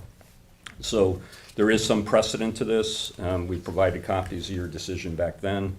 This is solely this lot. We also provided you with some other precedent, and in particular, this is the tax map highlighted this parcel. There was a two-lot division, which this board granted both area variances to 15,000 square feet as well as lot width for the McGovern property, and we provided you with a copy of that with the filed map. That was just to the east of these properties. And the property, the Smith property, where the one neighbor lived that provided you notice, this board had also granted lot width variances to enable the subdivision, and that was granted in 2004. And then just to the northwest, the Lofstad property, a similar subdivision where this board gave lot width variances to enable a subdivision. All three of those were subsequently reviewed and approved by the planning board based on your variances, and we provided you copies with each one of those decisions. So this subdivision, as stated in our petition, clearly is in keeping with the character of the area. We have provided you with, our petition identifies that the substantiality of the variance for the frontage is not substantial, and there is no particular environmental impact. I do want to advise the board, and in the pre-application report, there was a report from the Conservation Board to the Planning Board, and their comments, different from previously, focused on the fact that the trees on the northerly lot 2 were cleared. And we went back to our client, it was cleared after the survey was prepared and submitted, subsequently submitted, but they've cleared it back in the early winter, maybe in February or so. We submitted these applications in June. So we're not in the Aquifer Protection Area Overlay District. There was no, the clearing is not regulated in any way. It was all cleared. And most of the trees were in what will be the building envelope. So we pointed that out. You'll see that the Planning Board did consider the Conservation Board, but made no recommendations in that regard. The other thing you'll see on the map is that there's an existing driveway that comes up the easterly property line. That has been shared. The property to the east also has another driveway east of that. You can see that on the aerials in your previous maps. Will that be the point of ingress and egress, or No. will it be Coolidge Road? Coolidge Road is going to be the sole access for lot 2. Okay. And lot 1 will be using the existing driveway on the west side of the house, and the driveway that's on the east, as noted on the map, is going to be removed. So What this you part see, here, that's gonna be removed. well, This you gravel got to look driveway. underneath. You got to look Yeah. underneath and see where the gravel driveway Right. is shared for the front house. They also have access on the east side. This shaded area, which these two shaded areas, actually, you see the details are actually only utility easements. Because there is a water main that comes in, and that was, the family did it on the property, and so when they sold it, they put these utility easements. They will remain, and they're only for utilities. So But when, we're- can you agree to that, the condition that she was saying, no new driveway, or is that out of your control with the planning board? So this is what I think she recognized, is that we're not gonna extend a driveway up here where her lot is here. We're not extending the driveway, but she's recognizing this existing driveway exists down here. Right. And So we're that's what I'm saying you that can will. agree to that. Yeah, that's staying. We're not extending any driveway. So we're okay with that condition. Right. We understand, and the planning board has asked us to consider notwithstanding that they had the total right to clear the trees, to consider adding trees along the westerly property line as well. Even though the subdivision, the Smith subdivision, none of the other subdivisions had clearing requirements or buffer requirements, and nobody else is required to maintain the trees at all, so.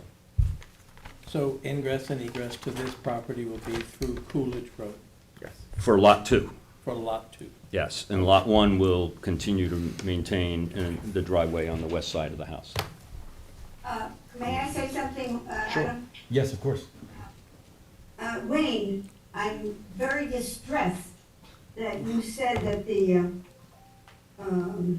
Conservation Board made no recommendation on the letter that I'm looking at. No, I didn't say that, dated no. 5/12. No, Helen, the planning board acts as the conservation board, but the conservation board did make recommendations to the planning board. Yeah. Yeah, Yeah, to the planning and board. I acknowledge that, Helen. They did make recommendations, but the planning board in their pre-app report actually considered them and not making any recommendations for revegetation or otherwise because there's no legal basis for it. Anthony, could you talk about that issue? I will concur with Wayne. The applicant didn't require any approvals to clear any vegetation. There's no clearing restrictions required under the code because it's not aquifer. And the planning board in their report didn't raise any significant issues pertaining to it. So it's not a major issue. If it were aquifer, we would be imposing clearing restrictions and revegetation. But in this case, they took the trees down before application came in. Doesn't require any approvals, so planning didn't raise any issues with it. And I will tell you, Helen, we had a healthy discussion at the planning board when they were adopting. They did consider this over 2 meetings, and in the end, I agree with what Anthony said, and it's stated so in the report. They did consider all those recommendations, but in the end, they saw no legal basis to require what the Conservation Board was suggesting. Nonetheless, and it didn't make it in the report, they asked our client to consider replanting trees along the westerly property line. And our client, I've talked to them, and he's willing to consider that, so. Okay. And how many trees is he willing to, I have not gotten that deep with him on that yet. as you know, he removed 40 to 50 large native trees. 40 to 50, not 2 or 3, 40 to 50. Yeah, I have pictures here if the board wants to see what were the trees. I remember that property when the trees were there, and a house could have been built with leaving some trees. But no, he had to take all the trees. Okay, so Wayne, if your client is willing to, do some replanting, I guess we would need to know exactly what replanting would be taking place. Okay. So we can incorporate it into our decision. So I think I can ask him to put together a plan and submit that in writing to you. Okay. Do we also have the lot width? It says, like plus or minus 107. Right. The notes say we need the I lot width. can have the surveyor Yeah, it's not dimension on the that survey. exactly, and Yeah, that's it's the not on the lot survey. width at the existing frontage of the house that exists. It So is. I'm not sure I So need this that is what- variance, but we'll give you that number anyway. Don't Yeah. you measure lot width, at the, If you didn't have an Midpoint, existing yeah. house, Yeah. it would be at whatever The it would frontage. normally be in the back, further back, but since you have the existing house, they have a Yeah. right, that's the actual lot width, so. Okay, okay. okay. All right. Yeah, so if that can be added in, that would be great. And in creating the subdivision, you have enough frontage on the lot 2? Well, lot 2, that's the variance we're asking for, because normally you need 40 feet of frontage. No, I For the- understand that, Okay. but, Yeah. right. But it has enough lot width. Yeah, that's 120 feet. That meets lot width and area. Right. Okay. Is that the 126.99? No, Oh. that's the lot width. When can we have a copy of the planning board report? You said you had it. I don't think we have it yet. Yeah. Can you grab that? Whoops. Thank you. Okay. Meantime, any other questions? Is there- Adam, Yes. is there a possibility that we can, this application open to see this vegetation plan? Helen, it's yours, Helen. Go ahead, in the microphone. I would like to do that. Okay. That would be important to me. Okay. I won't say anything further than that. I just said, we're talking about revegetation, all these are things that the planning board would normally look at, so. Right. You know, if Wayne's willing to put something together, that's fine. Planning So- board's gonna look at that, Helen. Yeah. I but- think if we do, then as Anthony's saying, is you would want to leave it open, here's a revegetation plan that would be subject to further review and approval by the planning board. But yeah, I hate for the board to impose something in Yeah. good faith, Yeah. try to do something, and then it gets to the planning board, and they're like, we want something look different. at something Yeah, different. we want a That's different tree. all. That's all. Let's leave that to planning. I agree. But I'll get you something, at least to show that he's. Yes. Okay. That would be okay. That he's willing to do Yes. some planting, replanting. That's good. Okay. We can do that on written submission. We So can are we do, waiting for a landscape plan or not? No. Waiting for a revised survey Okay. with lot width. I thought you did want to wait for a plant, I think Helen wants to see the planting plan, and then the condition Well, could just be It's subject up to the to. board. well, we will submit, I think, something, but I don't know that we're gonna put a condition in the decision because we don't want the planning board to, be unhappy with it. Bound by us. Well, when does the planning board reconsider this? Well, what we'll do is, I Not will until I make submit a sure final map. that I have it reviewed by the planning board before. Okay. Okay, Okay. that's I what we think need that to do. If we can do that, then we could Yeah. have it as a condition, as long as the planning board sees it and Yeah, okays it. I don't have Why a we do problem it with that way? Okay, all right. In the meantime, wanted to ask if there's anyone from the public who would like to be heard in connection with this application, which is the application of 16 Indian Avenue LLC for property located at 201 Springville Road in Hampton Bays. Is there anyone who's waiting to be heard on Zoom in connection with this application, which again is for property located at 201 Springville Road, Hampton Bays? If you are waiting to be heard on Zoom, this will be the time to let us know by raising your hand. Gotta be a D, right?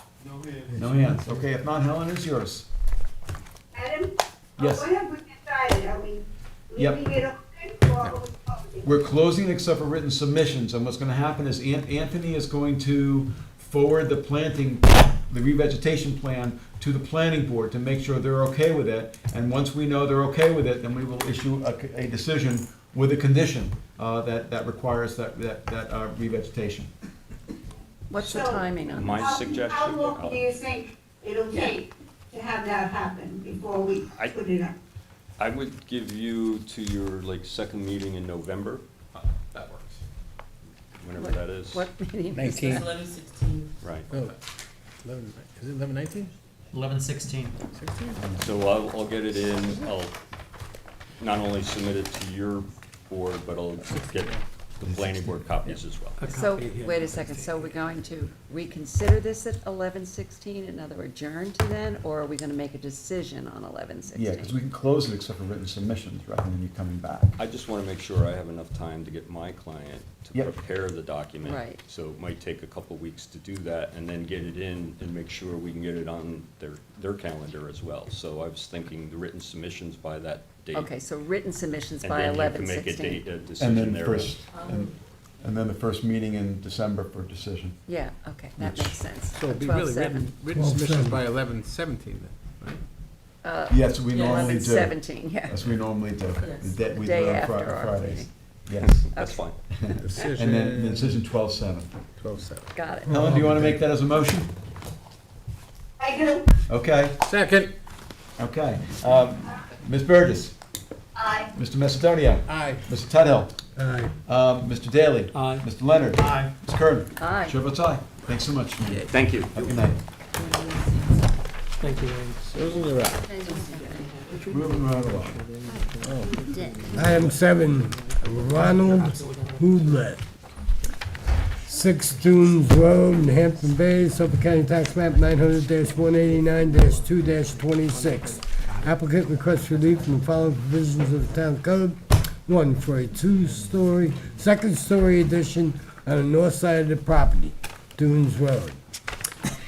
330-84D, pyramid height for a pyramid encroachment in the amount of 4,186 cubic feet on the east side of the property, 364 cubic feet existing and 3,822 cubic feet proposed.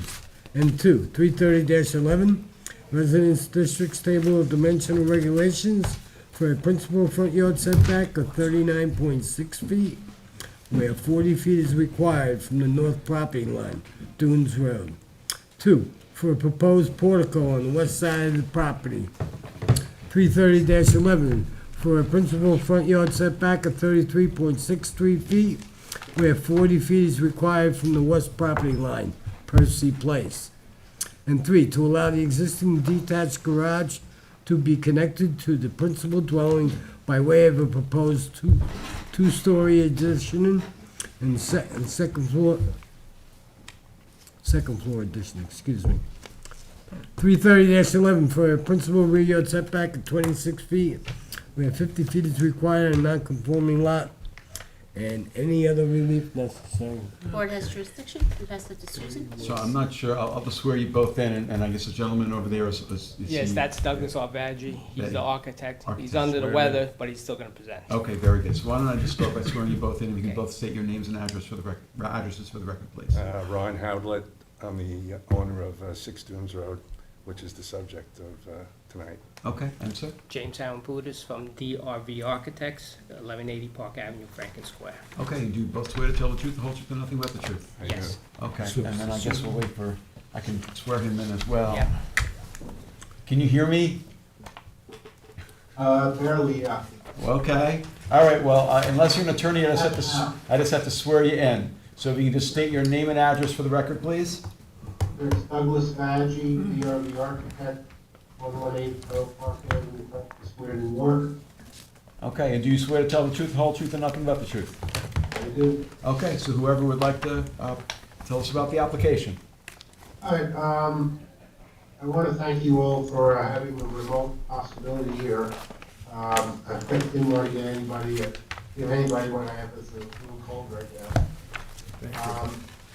Our office was retained by Ronald Howlett, the owner of the property at 6 Dunes Road in Hampton Bays, to provide them with architectural services. I'm sharing the screen. I don't know if you're seeing it. Yes, we are. Okay, great. Mr.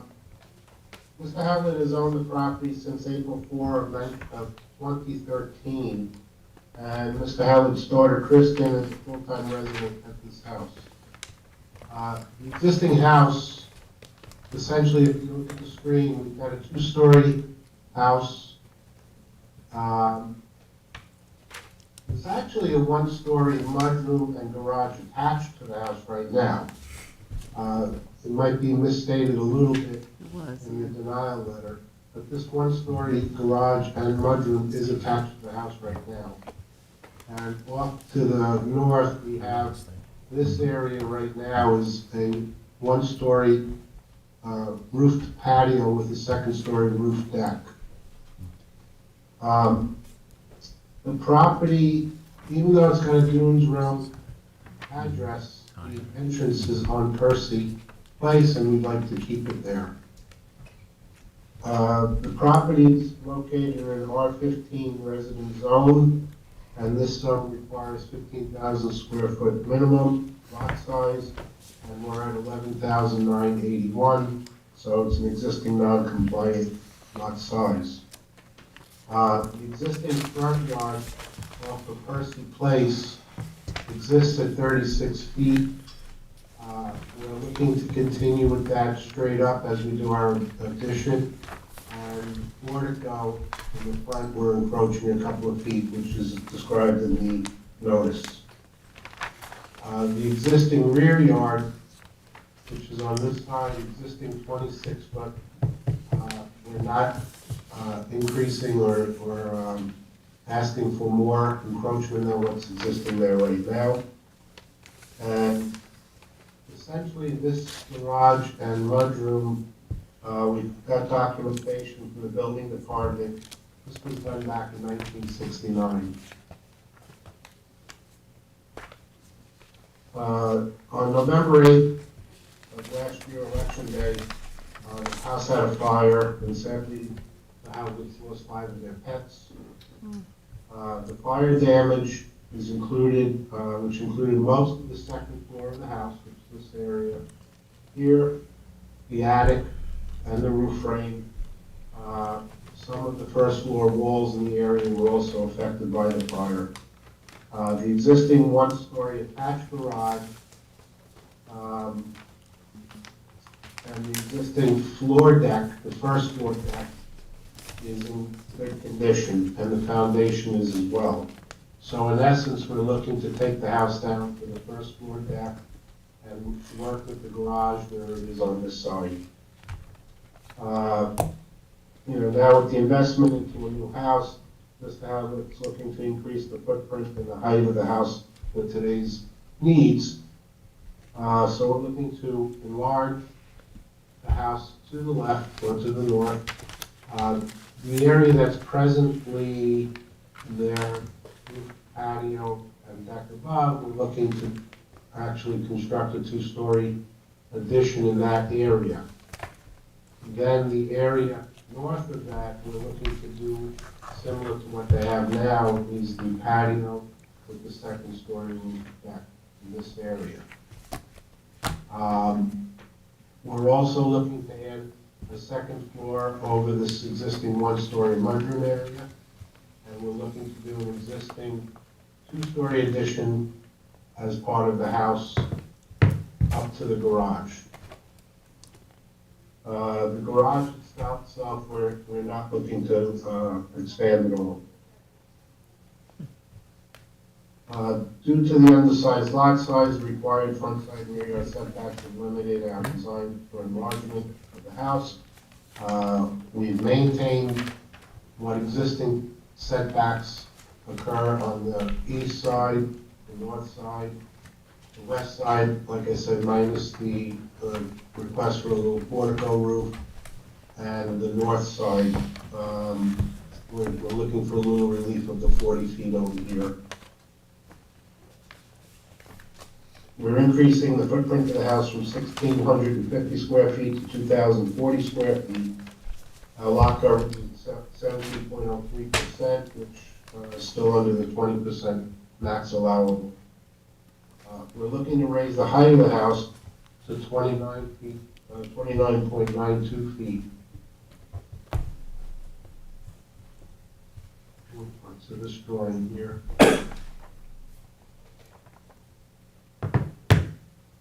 So if you can see the red dash lines, this is the existing outline of the roof.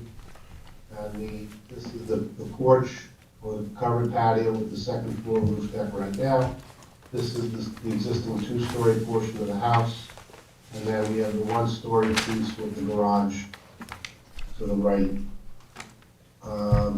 We're looking to raise the house to 29.92 feet, where 32 feet is permitted max. The other area of relief that we're going for is on the pyramid law. The situation is we're 15 or 14 and change from the property line right now. Again, the red dash line is the outline of the house. So the front of the house slopes up, comes back with a dormer off the back, which is facing east. So this little area right now presently approaches into the sky plane on its own. That's the purple is 364 cubic feet. And what we're looking to expand up into this area here comes out to the 2,778 square feet. Now, that all,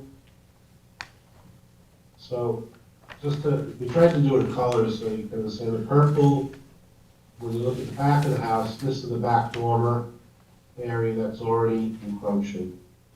The cyan color is what we're encroaching along the back, which is within this profile over here. And then when we get to the other side of the house, this roof area here drops down a little bit, and that's encompassing this portion of the sky plane. And when you add up the sky plane areas, where the additional cubic footage is 3,822, the total, including 364 cubic feet existing, so we're requesting 4,186 cubic feet of encroachment into the sky plane.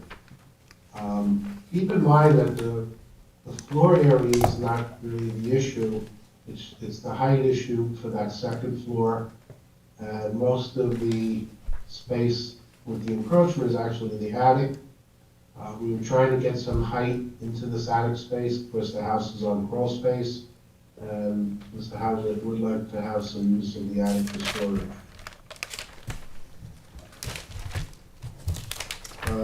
As I mentioned before, the garage we're not touching in terms of raising the roof or anything. Out of respect to the neighbor to the south, at 6 Person Place, we're trying to keep the open and daylight area for them. The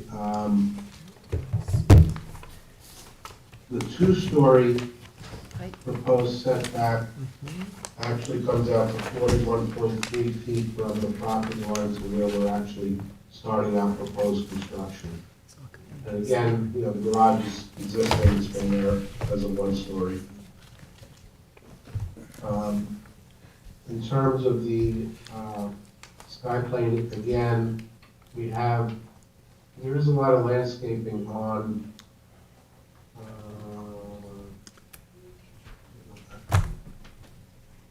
the east elevation. It's pretty heavily landscaped along the side, so it does provide some shielding of the sky plane situation.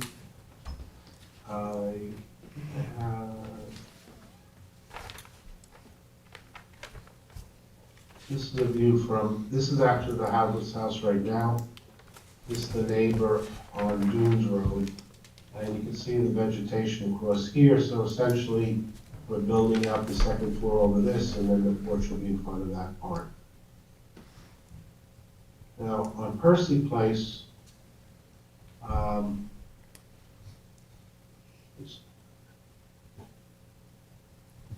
house to the south, I just wanted to mention that based on past history with the property, 6 Percy Place did go for a variance for very similar issues, setbacks and pyramid.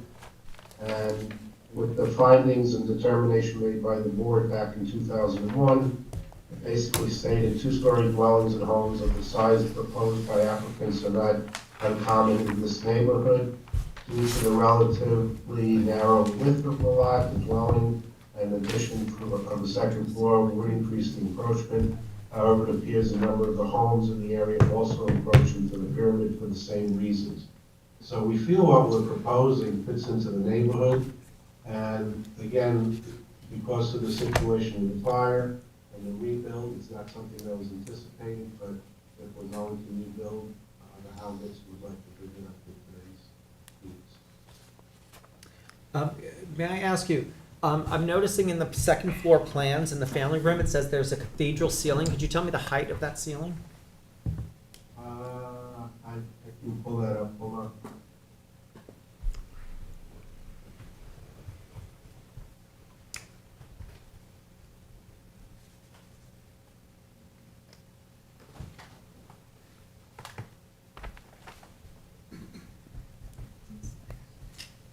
Actually, while you're doing that, I'd like the ceiling heights for both the first floor and the second floor average. Okay. I figured it out to be 9 feet in both, but I'm not sure. Both floors are designed with 9-foot ceilings. 9-foot ceilings. And really, the pyramid relief is in large part generated by the location of the existing dwelling being a little over 14 feet from the property line. So. Correct. From the rear. Yeah. From the, it's a side. Correct. The side. That's the side. Side yard, because Side. it's 2 front yards. Right, Yeah. right. Yeah. Right. So I mean, that's what's creating the situation, but, you know, Cathedral I know ceiling some of it's doesn't help. existing, but 4,000 cubic feet of pyramid relief is not a small number for us. And also with 9-foot ceilings on the first and second floor. So we to answer want, your question, we have about 15-foot ceiling in that family room where we have the cathedral ceiling. I understand that the floor heights, or the ceiling heights are part of the condition of that, but again, it's the length of the house that's creating the issue with the sky plane. You know, when you see the section through, there's not that much area being taken over. In terms of volume, it's really just, it's the length of the house that's increasing that volume. I understand, but you have to be able to get the 4 votes to get the pyramid relief you're looking Right, for, so- and I don't know that you have them right now. So your family room has a 15-foot ceiling, and that is at the same level throughout the remainder of the house with the living quarters, with 9-foot ceilings, and then an attic space of approximately another 6 feet. Is that correct? The family room is this ceiling here. The roof line is a little lower than the main house. It drops down a bit. Oh, so it's even taller. Wow, the main house is even taller. The center. Yeah, The center of the house. Yeah. And the center is where the attic space is going to be, correct? Correct. Yeah. So there's a bunch of setback relief, which, you know, to an extent is extending, or is, again, related to where the existing house is situated. I'm not sure whether there are board members who are concerned about that, and also whether there are neighbors who are concerned about that. But I think, to start with, seeing what can be done to reduce the amount of pyramid relief is something we would want the applicant to consider. Yes, I agree. I'm not as concerned with the setbacks as I am with the amount of pyramid relief. Right. I think it's excessive for that size property, and the ceiling heights may be contributing to it. But the issue again is we've got 14 feet on the east side. We're already locked in with the 36 on the west side. This is the pyramid line. I mean, what are we doing with our second Well, floor? I think that it's clear you might need pyramid relief. I think what we're suggesting is that you relook at your 4,000 feet. plans to see if you can bring that pyramid relief down, and looking at your ceiling heights to do that. Right. I What happens fully if- sympathize with wanting a cathedral ceiling in a family room. I grew up with one when I was a child. But on this lot with these constraints, and I do understand that you're working with the existing foundation, is that correct? Yes, yeah. We're working with So- the existing Exactly, foundation. right. And it's But we set have no back place on the to shoot. lot, and I understand that, but I think still at this point, a 15-foot cathedral ceiling in the family room, which then runs through the rest of the house and the attic space, I think that might be excessive. So we need you to reconsider, and what can be done to reduce the pyramid relief and come back to us. Right. Well, okay, so again, the 15-foot ceiling in the family room is only up to the point, you know, up to this point here. Right, the fact that the center is higher doesn't help. Right, but It actually makes it are worse. we understanding then there won't be much storage space up in this attic as well? Yeah, I think that's the a- applicant's gonna have to make some sacrifices here. Yeah. We made a lot of sacrifices in the fire, believe me. Yeah. Oh, I'm understood. sure And you no one's- understand. no one is Yeah. trivializing what you My daughter experienced. has PTSD as a result of it. She was helping out at the polls, and she was called in and by the police at the last minute. Yeah. And she arrived at this horrific scene. Those Sorry, it's stories very hard to hear you. were her, you know, her life. I mean, she loved, there were 3 dogs and 2 cats. You know, it's a beautiful spot. I mean, it's a beautiful spot. I think you have a That's lot of why the- potential, it's there. You to can get a build view a of the bay beautiful from there. home. But what we're saying is that, you know, we feel strongly that the pyramid relief is just a little bit too much. And please go back and take a look Okay, I at understand whether that, you but can why do reduce you some think of it's a it. little too much? Because none of the neighbors have complained at all. It's not up to the neighbors to, I you know it's not know, up to the we, neighbors, but I'm we, You have to be saying, able why to do count you to 4. feel that? We- You have to be able to count to 4. yeah, Hmm? yeah. Yep. You have to be able to count to 4. You need Yeah. four votes in order to get a variance approved No, by I this just board. wondered why, if the neighbors If don't you- believe they're being. If you follow what we as a board have been doing, particularly in the last few years, you'll see that we often scrutinize pyramid relief. Right, Okay? right. And that's that. And the that's what we do. setbacks is, I went to the property, the setbacks are set. I mean, you know, there's nothing to do about the setbacks, they're appropriate, you know.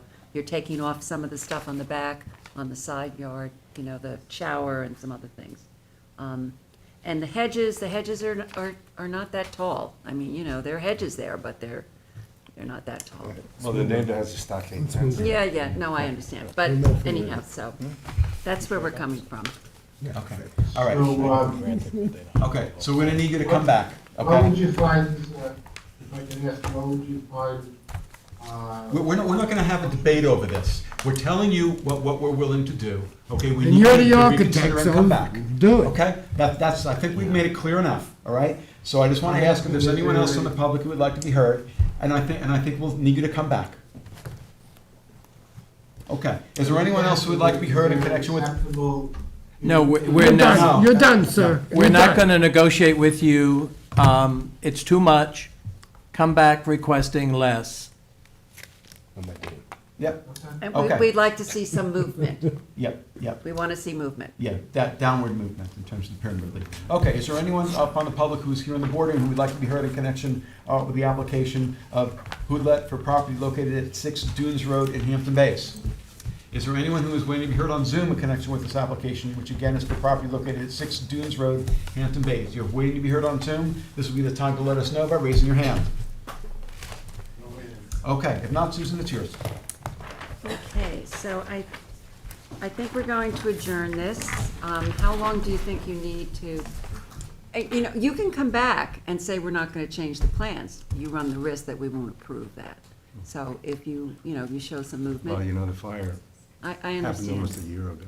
I know. And Look, we I'm haven't- sympathetic we haven't about had the that fire, but, available for an entire year. yeah. It might work if you go to 8-foot ceilings, it might drop it down enough. Yeah, I mean, you know, show some movement. We'll So when probably do you show it think, that way. when do you think you can come back?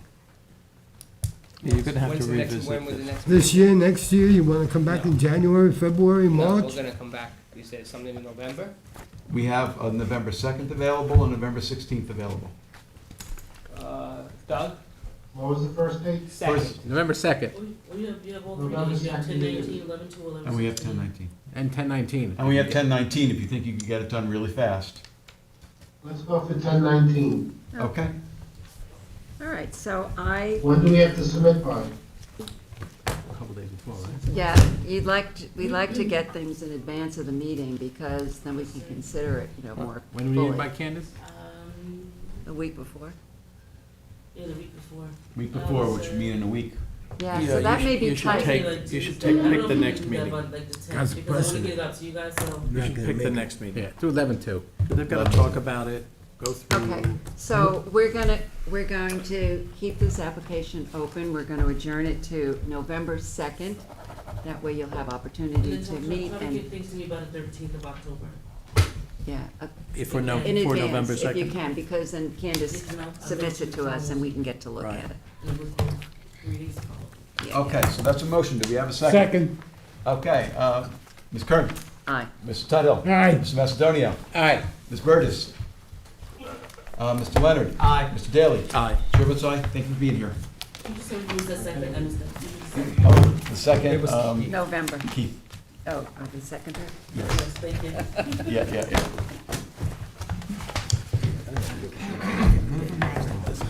That was the good thing about Zoom though. Remember sharing the screen, like that was nice to go through that. Okay. We No problem. didn't All go right. through the papers. All right. Thank you. Item 8 on the agenda, Francis Bacady III and Nancy L. Bacady, 5 right-of-way in Noyak, Suffolk County Tax Map 900-5-2-32. Applicant requests relief from the following provisions of the town code for a proposed 2-story addition to an existing 1-story, 1-family dwelling located on a lot with a second 1-family dwelling cottage.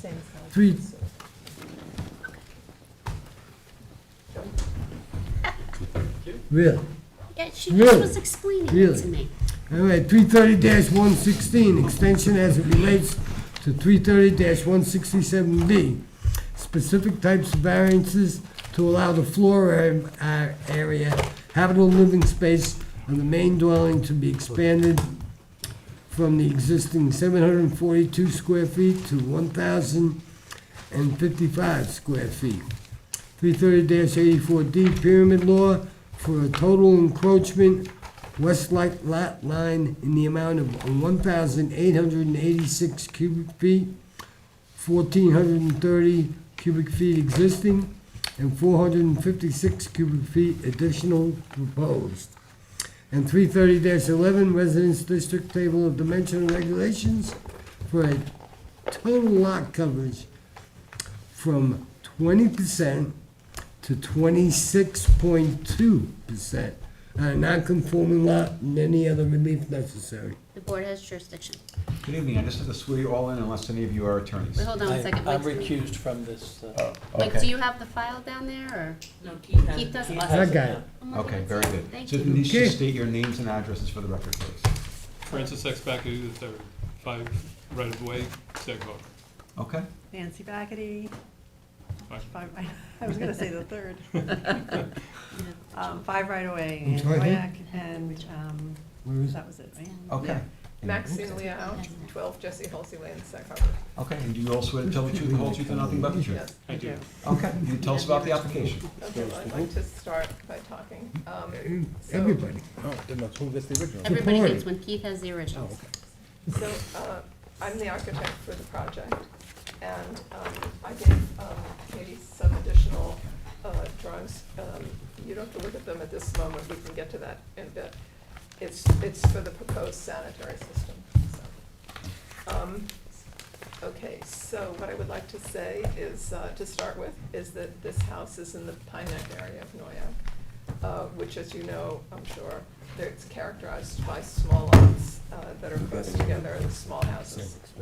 Typically, many of them have been added to over the years, often with accessory structures that have been developed as well. And as from the application and the survey, you could see that this property is unusual in that it's non-conforming because there's an existing cottage with a C of O on it. The house was originally sited so that the short side of it is parallel to the street. But since the property lines on the adjacent two sides are at an angle to the street, the effect is that the existing encroachment of the house with the current pyramid setback forms a wedge shape. And so I drew a diagram on the drawings to show that, it's just a peculiar way of having a pyramid setback. So the addition, when we were planning the addition for the house, we designed it to be the least amount of area to satisfy the bachelor's needs. We did not take what would be a more typical route for an addition of locating the addition directly above the existing house. That would have been a simple structural solution.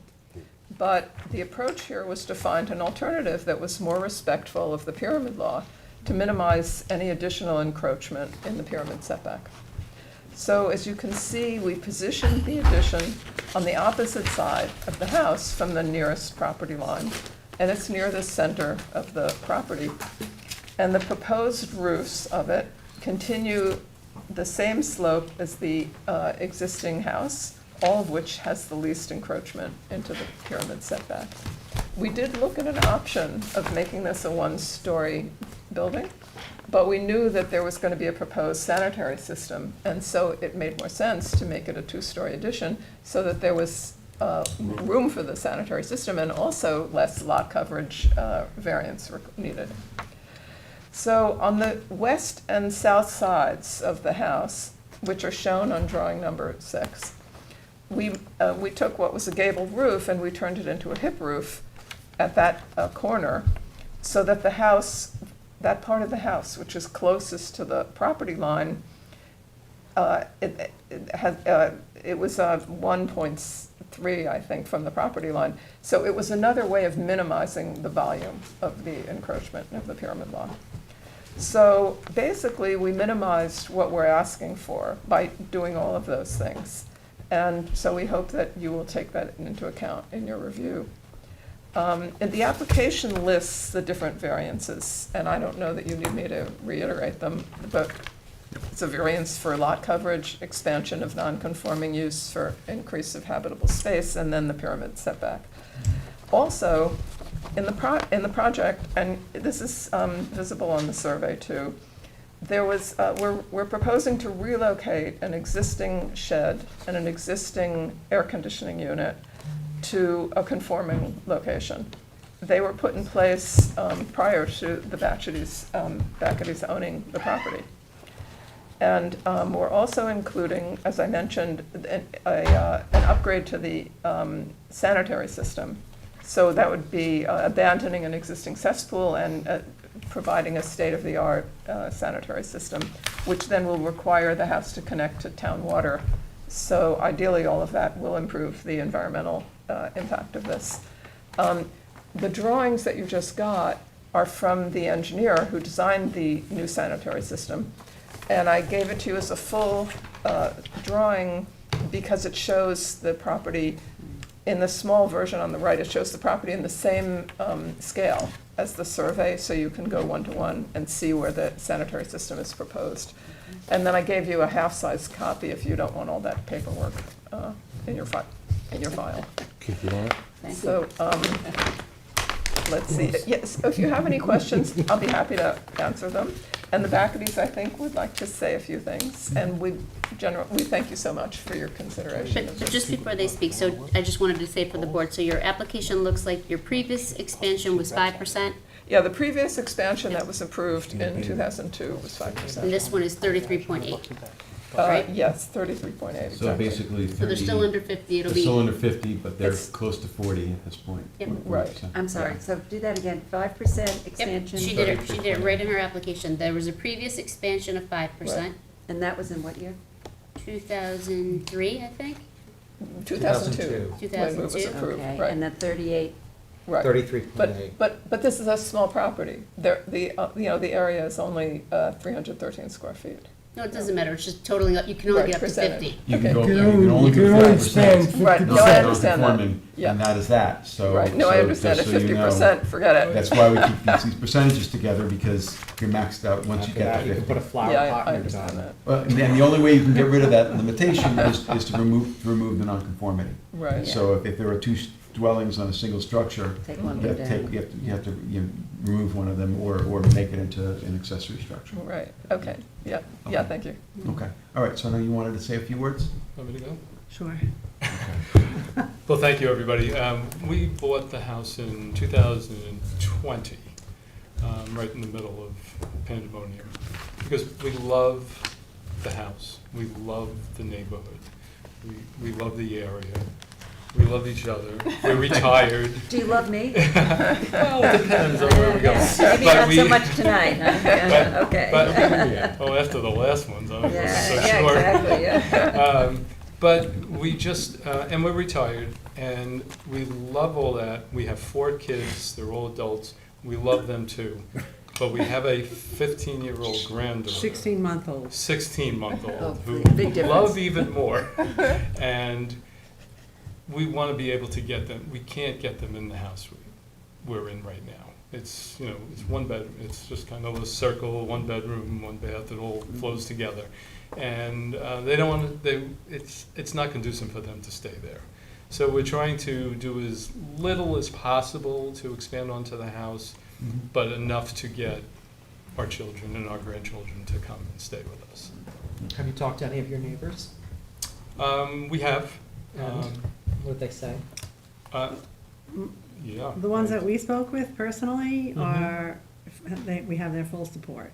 There are a couple that received the letter that we saw in passing and Haven't spoken to waved everyone. hello, Yeah, but nobody is.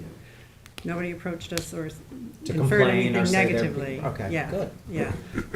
They recognize that it's a small house. Mhm. And I sit here, as Frank says, about the 4 kids and the granddaughter coming over in a house that's still only gonna be 1,000 square feet. It's not like we're, like, come on and move in. Right. But it does make it a little more inviting. Our 16-month-old baby is not going to be sleeping in a one-bedroom house with us, and she's not going into the cottage on the property. Baby. And so we're very happy in choosing Maxine as our architect. It was done so with a lot of thought, in that she's local and is obviously very intelligent, much more skilled.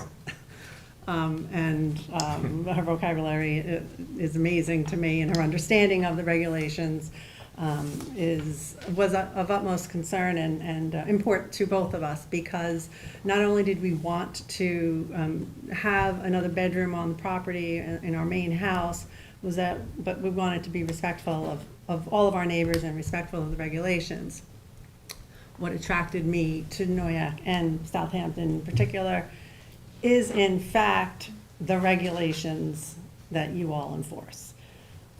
That's what keeps it, I know you might not think it looks the same, but that's what keeps it looking, keeping its character and everything that we all love about it. So I love that part of it, and Maxine has a thorough understanding while recognizing our need. I don't think it's a large addition at all, and I think it is really thoughtful, and I love that it keeps the character lines, it keeps the lines of the house and the roof and the gables and all those architectural phrases she was referring to. It looks nice, and I think it does what I'm very we asked. impressed that you did as much as you did to try to accommodate your neighbors and to try to, I mean, it's really very impressive. So, even the roof, changing the roof line, yeah, so I see why you were very happy And with the your trade-offs architect. that were Thank made you. Yeah. to consider Appreciate it. different areas of the code. I Yeah. really am Yeah. impressed by that. Yeah. Thank you so much. Very And much. and as for the relief that's being requested at this point, it's modest. The pyramid relief is modest. Right. The lot coverage, 20% to 26.2, I mean, we generally will grant lot coverage, under 30, in that range.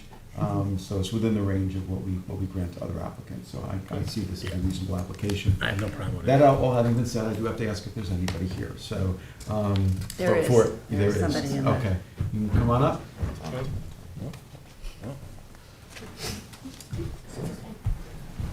And I just have to swear you in unless you're an attorney. No, I'm not. Not an attorney, okay, so if you can just state your name and address for the Yes, record. I'm Chris Norwood. I live at 7 Right of Way. Okay. I'm the closest neighbor. This was not discussed with me. Okay, and do you swear to tell the truth, the whole I truth, swear and to nothing tell but the truth and nothing but the truth. Okay. The bachelors mentioned they came out first during the COVID epidemic. Way I first met them was I didn't come out for several weeks because I work in the South Bronx, which had the highest COVID death rate in the United States during that time, and I work in health. And when I came out after several weeks, I noticed there was a very large pile of dirt on my property. So I asked them about it, and they said, well, we were redoing the garden, we didn't have room for the dirt, so we put it on your property. I asked them twice to remove it. I put 2 notes, they did not remove it. I finally had to yell. It took 4 months. The next thing was, last year I woke up, I heard all this crashing. They were taking down the trees. I didn't know about it. And then I noticed these big limbs were crashing in my Wilco line. And I went in and I said, Nancy, it's crashing into the Wilco line. She said, oh, I'll come out, I'll talk to you. She didn't come out, she didn't talk to me. I had to get these people to stop myself. There was a man on my property with a buzzsaw. They had him stationed on my property. They've never said anything about that or taken responsibility. The house across the street burned to the ground because there was something wrong with the Wilco line. Then we have the string lights. I'm not even sure these are allowed. It's not in the character of the neighborhood. 2 huge strings of global string lights and also going up. Yeah. Okay. Do you have anything to say about? Yes, I think, application. yes, I do. Yeah. I think they act detrimental to the character of the neighborhood. And I don't think giving any more space for this is in keeping with the character of the neighborhood. And I especially object to 6 feet of deck coming out closer to me. And I don't know how any construction can take place safely. after all And you're this. an adjacent property owner. Where are You're you? number seven, compared- she's I'm number 7. Number 7. Which side, I'm the side where all this faces to. How many feet is your house from the property line? Looks very close on the line. Yeah, it's all very close in Pine Neck. I'm just, it looks almost like it's on the line. My house? Yeah. Yeah, it's all very close, yeah. Yeah, okay. Well, And I'd also like to understand more about the sanitary thing, because they started setting off the, at 3:30 a.m., setting off the current water system. I mean, the you know, yes, and the sanitary system is the health department, it's not our board. all right. We have nothing to do with that. Because I want to know it's not going to interfere with the properties being so close. They have to have health department approval for whatever they do, and that's between them and the health department. Well, I just want to say, I do not think the way this property has been used, I have never been part of this love fest, I could assure you. I'm a woman alone, I'm a senior citizen, and the whole thing is bullying, and we'll do whatever we want, and this is not the character of the neighborhood, and it's up to you to come over and try and stop us. Okay. And this is not the character of the neighborhood, and especially taking a deck out 6 feet closer to me. Okay, so you want us to deny the variance application? Yes. Okay. okay, thank you. All right, thank you for your comments. So, I would like to respond to something that she said. Okay. Not everything, but, there is Okay, no. You've been given a chance to speak, and I'm going I to give am. her a chance to I am. respond. I don't know that Okay. we're going to have a back and forth going on. Okay, so I don't know where you're, Okay, and if you direct your comments to oh, us, okay, please? oh, okay. So there is no, area where the deck is being extended toward the neighbor, Okay. so, on the It's plan. already there. I mean, if she wants to look at the drawings here, I she's did. welcome. It said the deck is coming Yeah, out okay, 6 feet this hold on. way. We're on one person speak at a time. It does say proposed deck extension right Okay. there. Going towards the back. It's in the not middle. But it's going- not towards not the going neighbor. towards Yeah, the- in the middle of the It's an property. extension, but it's not going towards you. It's gonna go Right. to the, with the length of Okay, the. and this all having been said, I just want to mention, it's good for neighbors to get along with each other, and so you have a very unhappy person who came here tonight. We And- see and- that. Well, and it would be, I think, probably in both sides' interest to have a line of communication about whatever's transpired. Yeah. Because she's, obviously, your neighbor's very upset. I'll answer to a couple of, just one or two. Right. We saw Chris today, she I waved to actually, Frank. we actually waved to each other. And we were under the assumption, since we don't speak regularly, she comes out sometimes, we've been out more often, living here. And I thought that would have been an opportunity if she had opposition. So honestly, I didn't realize that she felt that way. And when I was cleaning out underneath the cottage when we first bought the house, because it was suffocated with topsoil from the landscaper, I did pile it up, and she did ask me to move it when I was also repairing the hole in the wall in the cottage, and I got to it not the next day. And she's right, I didn't get to it right away. And I moved it, and I don't remember any yelling or anything like that taking place. That's all I have to Okay, say. yeah, and I don't want to spend a lot of Yeah. time on. Because that's not our business. It That's not our really business. isn't. It's You're right. between you. You're right. But just always needed to encourage people address. Yeah. to get along whenever That's why I possible. answered Okay, that. this is mine. Let's see if there's anybody else out there? Okay. How about Is on it- Zoom? Zoom, okay. Yeah, I Anyone know. that's waiting to be heard I on get Zoom in that. connection with this application, which is, no one on Zoom, okay, No one on Zoom. okay. I believe Okay, I- I'll my make a concern motion is- to close with written Oh, Mike subs. accused. Is, what page is the written subs? 10:20.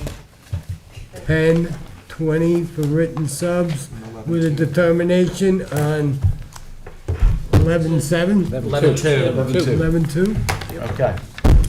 Do we have a second? Second. Okay. Third. Thank you Okay, for all Mr. you Tudhill, Aye. Ms. Kern, Thank you so Aye. much. Mr. Leonard, Aye. Mr. Macedonia. Aye. Ms. Burgess. Mr. Daly had recused himself, and chair votes aye. Thank you so much, have a good night. Thank you very much. Appreciate your time. Good day. Good night. Good luck. It's a never-ending day. It's Yeah. I'm gonna use the bathroom, for 1 minute, I'll be right back. All right, so. Okay, we're on to re-advertised applications. Item 9 is Camille Quario and Robert Penny. You gotta read it, please. Can I read it? Yes, please.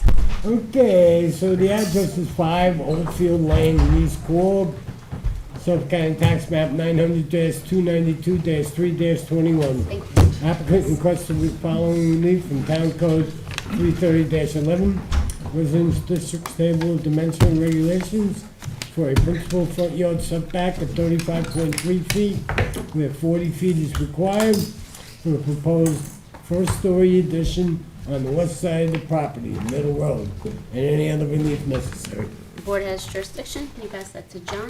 Okay, I'm going to, are either of you attorneys? No. Okay, so I'd like to swear you in.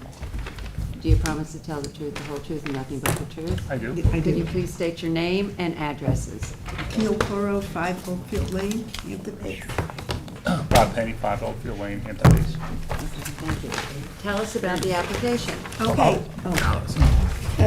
All right. Okay, so basically what we're doing is converting our garage into a 3-season room with a Come fireplace. back in? Wait. Yes, please. I didn't get to hear The what you said. plan is to, Convert our garage into a 3-season room with a propane fireplace.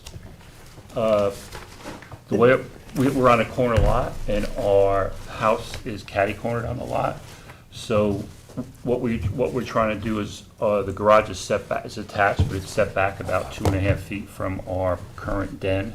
So we're bringing that out, so we get rid of that, so it's flush. so it's flush. Just And that aesthetics. allows us to put a door in to go from the den to this new room. Which will become the den. If we kept it like it is, we would still need a variance because we'd be like 12 or 18 inches, like 38 feet, 6 inches anyway. So we decided to come out. And that's the only variance we need is the, It's just 2.8 feet to Yes. keep that. Very small. Very small. Very Yeah. small. Compared to what we've been looking at all night, Okay. very small. Any questions or members of the board? No questions. Is there anyone from the public who'd like to be heard in connection with the application of Cora and Penny for property located at 5 Oakfield Lane in East Quogue? Is there anyone who's waiting to be heard on Zoom in connection with this application, which is again for property located at 5 Oakfield Lane in East Quogue? If you're waiting to be heard on Zoom, this will be the time to let us know by raising your hand. Our neighbors love us. Your house. Charlie, any hands? No hands. Okay, Okay. great, thanks. John, it is yours. Okay, I move to close the public hearing on this application, set it for written submissions on 10/20 with a decision on 11/2. Second. Mr. Leonard. Aye. Ms. Kern. Aye. Mr. Daly. Aye. Ms. Burtis. Mr. Tudhill. Aye. Mr. Macedonia. Aye. Chair votes aye. Thank you both for Thank being you. here. Have a good rest of your Thank night. It was an easy one, so. those are brutal. Sorry you were That last, one on almost Dunes last. Road, I know that house, I grew up in that house with a friend. You did good, you did good. All right, number 10 is Hamid and Janaz Mudabar, 28 Far Pond Road in Shinnecock Hills, Suffolk County Tax Map 902-1-42. This is a holdover application. You see Lori or Lori Wiltshire or anyone? Charlie, is Lori Wiltshire or anybody else on Zoom for this application? From No. LPS? Well, then we'll second call it, I guess. You here on Hudabar? No. Okay. Then I guess we'll second call. Adjourn it.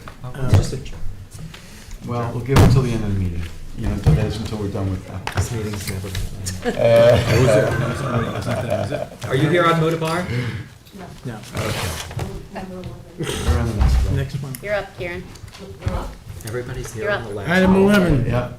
Dreamview LLC, 282 Roses Grove Road in Watermill, Suffolk County Tax Map 900-46-2-45.7. This is a holdover. Yes. Good evening. Good evening. We're on page Hello. So I wasn't here at the first public hearing, but were you all sworn in previously? No, we have someone. Okay, so I just have to swear you in. If you can just state your name and address for the record, please. My name is Brad Suskin, 164 Peoria Street, Chicago, Illinois. And do you swear to tell the truth, the whole truth, and nothing but the truth? I do. You traveled quite a distance to be here. Is it USPIN? There's a D, yeah. SIND. It's like, oh, IN, KIND. Okay. Okay, Okay, so. All right, so we can provide an update. I did watch the tape of the prior hearing, so we'll see Thank what you. different additional information you have. You know, I think the board had asked for more information last time, and we'll see what you have, and if it's satisfactory at this point. Thank you. Again, Karen Pate Murphy, the attorney, and this is. Robert Miller, I'm the architect. Robert Miller, Okay. Yes. And we Okay. also brought in builder. Okay, excellent. Okay. Yep. So anyhow, I think we're going to talk about the way the variance is written. We're going to go down the list of what was written in the first issue was the pyramid. So, well, there are quite a few items on the list. I think 4 main topics. The first item has 4 subtopics.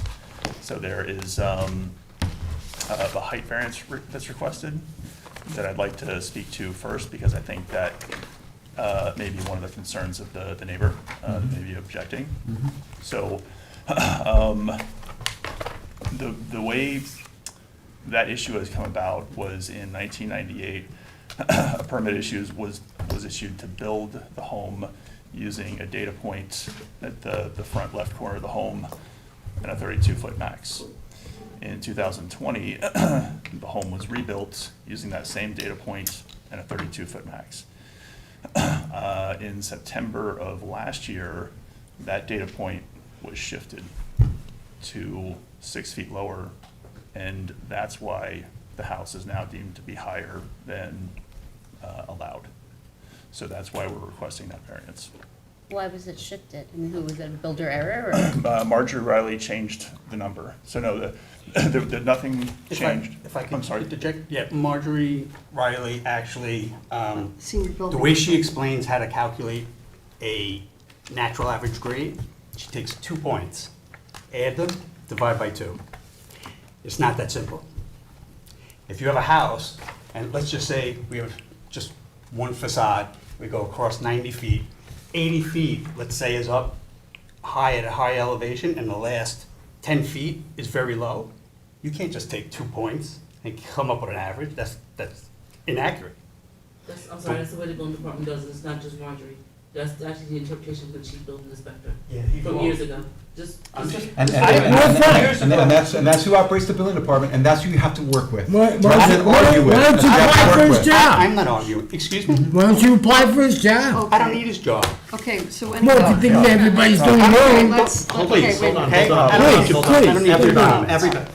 Sir? All right. Yes, sir. Getting away Please. from us, it's getting away No, from us. hold on. Okay. I'm not appreciative of your attitude right now. I'm not appreciative of him. Hold Okay, on. no, You're talking stop, to me right stop. now. Okay. And I don't appreciate this. So why don't we all take the temperature down?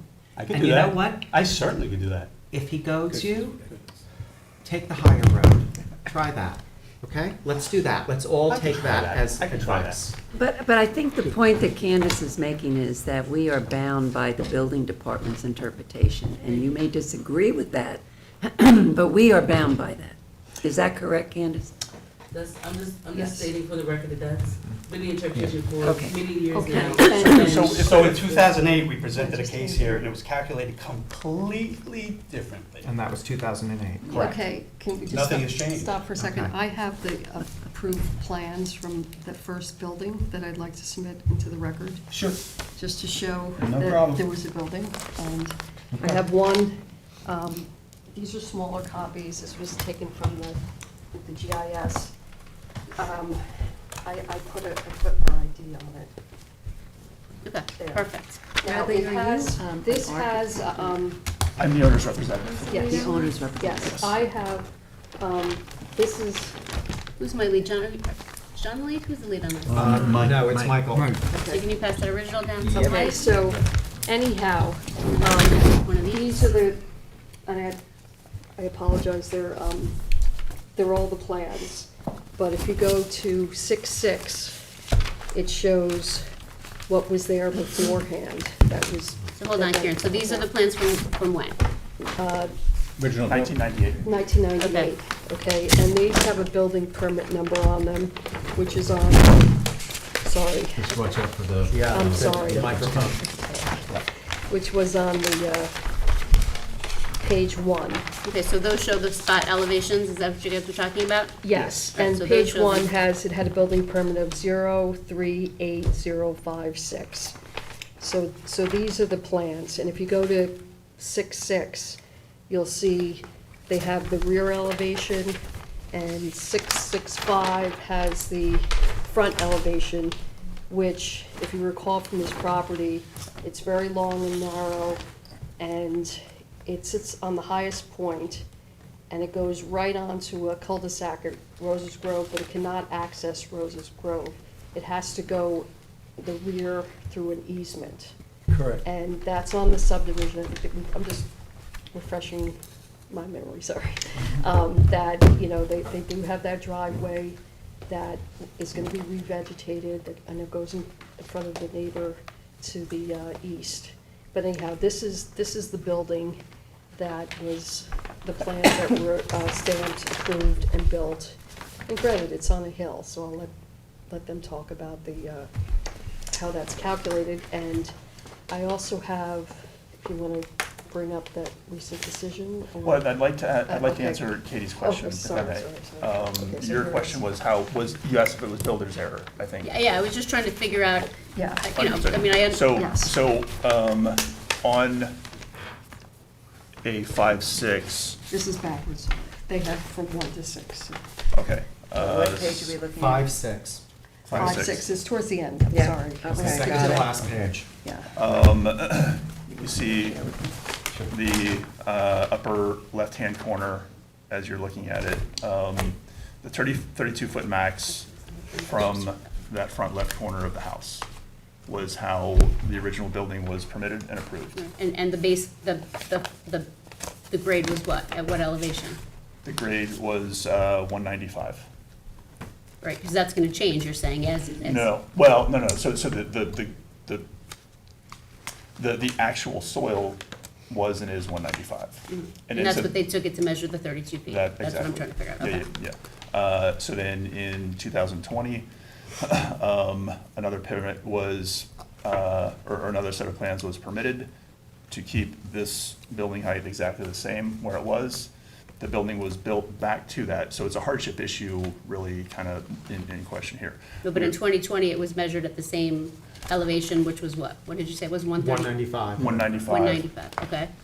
Was the starting point, and so the height of the building that's there now is exactly the same as the height of the building that was there before. But in 2023, he was saying that you took two sides, is that why it's different now? In 2022, about a year ago, Marjorie came in and calculated using a formula that. Right, the average of two, which was Yes. not used before, is Correct. what your position is, right? So is it the Yes. average of this side that we're looking at right now, the 32, and the side that's I believe the so. larger side on the right? I Well, these believe are the so. old plans, these are These not. are, this yes, is the sir. old house that was there, and they tore it down, and Okay, they left the foundation. okay. And then they got a permit to build a new house. Where do we have? Is plans part of for it the new still house? exposed like this, Yes. Yeah, yeah, okay, at a lower elevation? Yes. Yes. yes. So what they did was they took the average of this side with the lower elevation and this side with the higher Yes. elevation, and that got you 5 feet 9 inches too high. Correct. Yes. Divided by 2. Got it. So, That the wasn't so reason. hard. Thank you, I'm Thank still you for learning. bringing, thank you for landing the plane. Thank you, So yes, the request for the variance at this point is, we certainly didn't intentionally do anything wrong. We had a set of plans that told us we could do something. At this point, it's done. The standing seam roof is installed. It looks great. It would be very, very expensive for us to redo that, and we have a precedent. do you have a number? Wait, I just want to back up though. So the 98 plans and whatever the other 2020 plans didn't have spot elevations on both sides of the building? Correct. Well, so yeah, this has no elevations. The 2020 plans, I don't recall if there were spot elevations on that. No. No. So it was just, so the 2020 plans were just, we thought this is what we were allowed to build, and it was approved to rebuild to the height that was there. Okay, but then you can't, then you fast forward to now, and Marjorie says, give me spot elevations on both sides to get your permit, or is she saying it now that it's already built? She's saying now that it's already built. So were you using these old plans to build this house in 2023? No. No, we weren't, we have an approved set of plans from 2020 Right. that we built to. And then after it was built, Oh, so these are, so there's no 2023, these are the plans? no, sorry. 2020 plans is what you built. 2020 plans. 2020 plans Yeah, were it we did built. not be, and we then didn't approved. build this. They were approved, we built it, and in 2022, we were told, sorry, it's not. We're coming in with an addition. Right, when we We're proposed proposing an phase two. addition, So, okay, because they so started that rebuilding was- the house. So and these are then- the 2020 plans. Is that correct? That's the proposed That's the addition. proposed Yeah, phase they- two addition. So they rebuilt the house, a 2020. different style. Now it's an But- addition. And This then has they a came date in of for May a 21, variance. 2020. They came in for a variance for an addition. And that's when this Elevation came changed. up, yes. Because now there's a small, it's an addition. But I don't understand what you're saying. The elevations didn't change. The way that they were, you're telling me that the way that they were calculated now changed? Yes. From the way that they were permitted when you got your building permit? Yes. So when you're maintaining that when the building permit was issued, this house was gonna comply with height based on This, what? I guess, One pre- spot elevation, not Yes. two? Yes. Yeah. Exactly. That, they got a permit. But you're shaking your head, no? Or, I'm saying the average, from the average. but at the time, it At was. the time. No, Oh, at okay, the okay, time, in sorry, at the time. 1998, they took a spot Yes. elevation to the one on the right of that drawing, correct? Yes. Which was 32 feet. Off of an arbitrary point on The left of that the drawing. drawn plans. Yeah. But where, two questions for you. Where are the approved plans that the current house was built from? Paul, can we see those, please?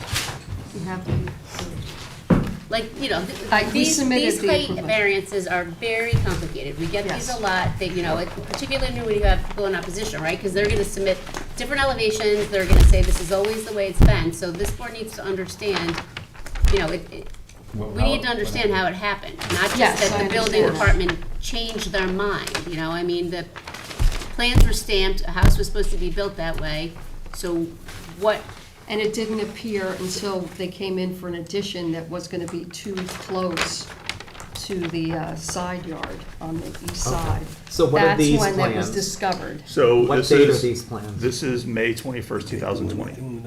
Okay, so And that's. this was just the main And house. have those been previously submitted? This was approved. This is, Yes. Has that been submitted to this Yeah, board? yes. To us? Yes. Is this the Yes. first time you're Yes. seeing these? Yes, the approved Well, plans. you answered yes to two opposing questions. Oh, So sorry. what's the question?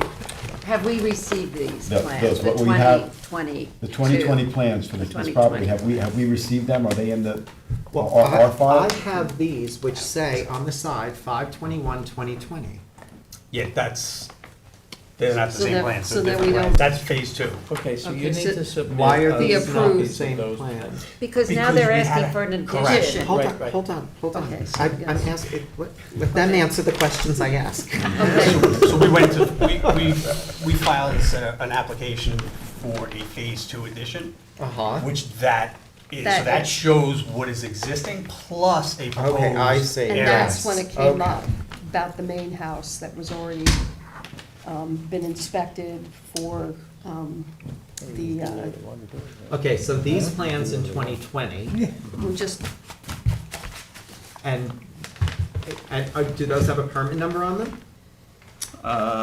This is when the house was rebuilt, right? It was Yes, they do have taken a down permit. and rebuilt, and And you they have have a a permit. permit number on that? yes. Okay, and so what spot elevations were done with regard to those plans? None. So it was accepted from the 98 numbers. So I'm not the original architect on this project. There was a set of Who plans. Greg Tejan? Great, Okay. Great Tejan, I think his I name. think I don't know if I'm saying that right.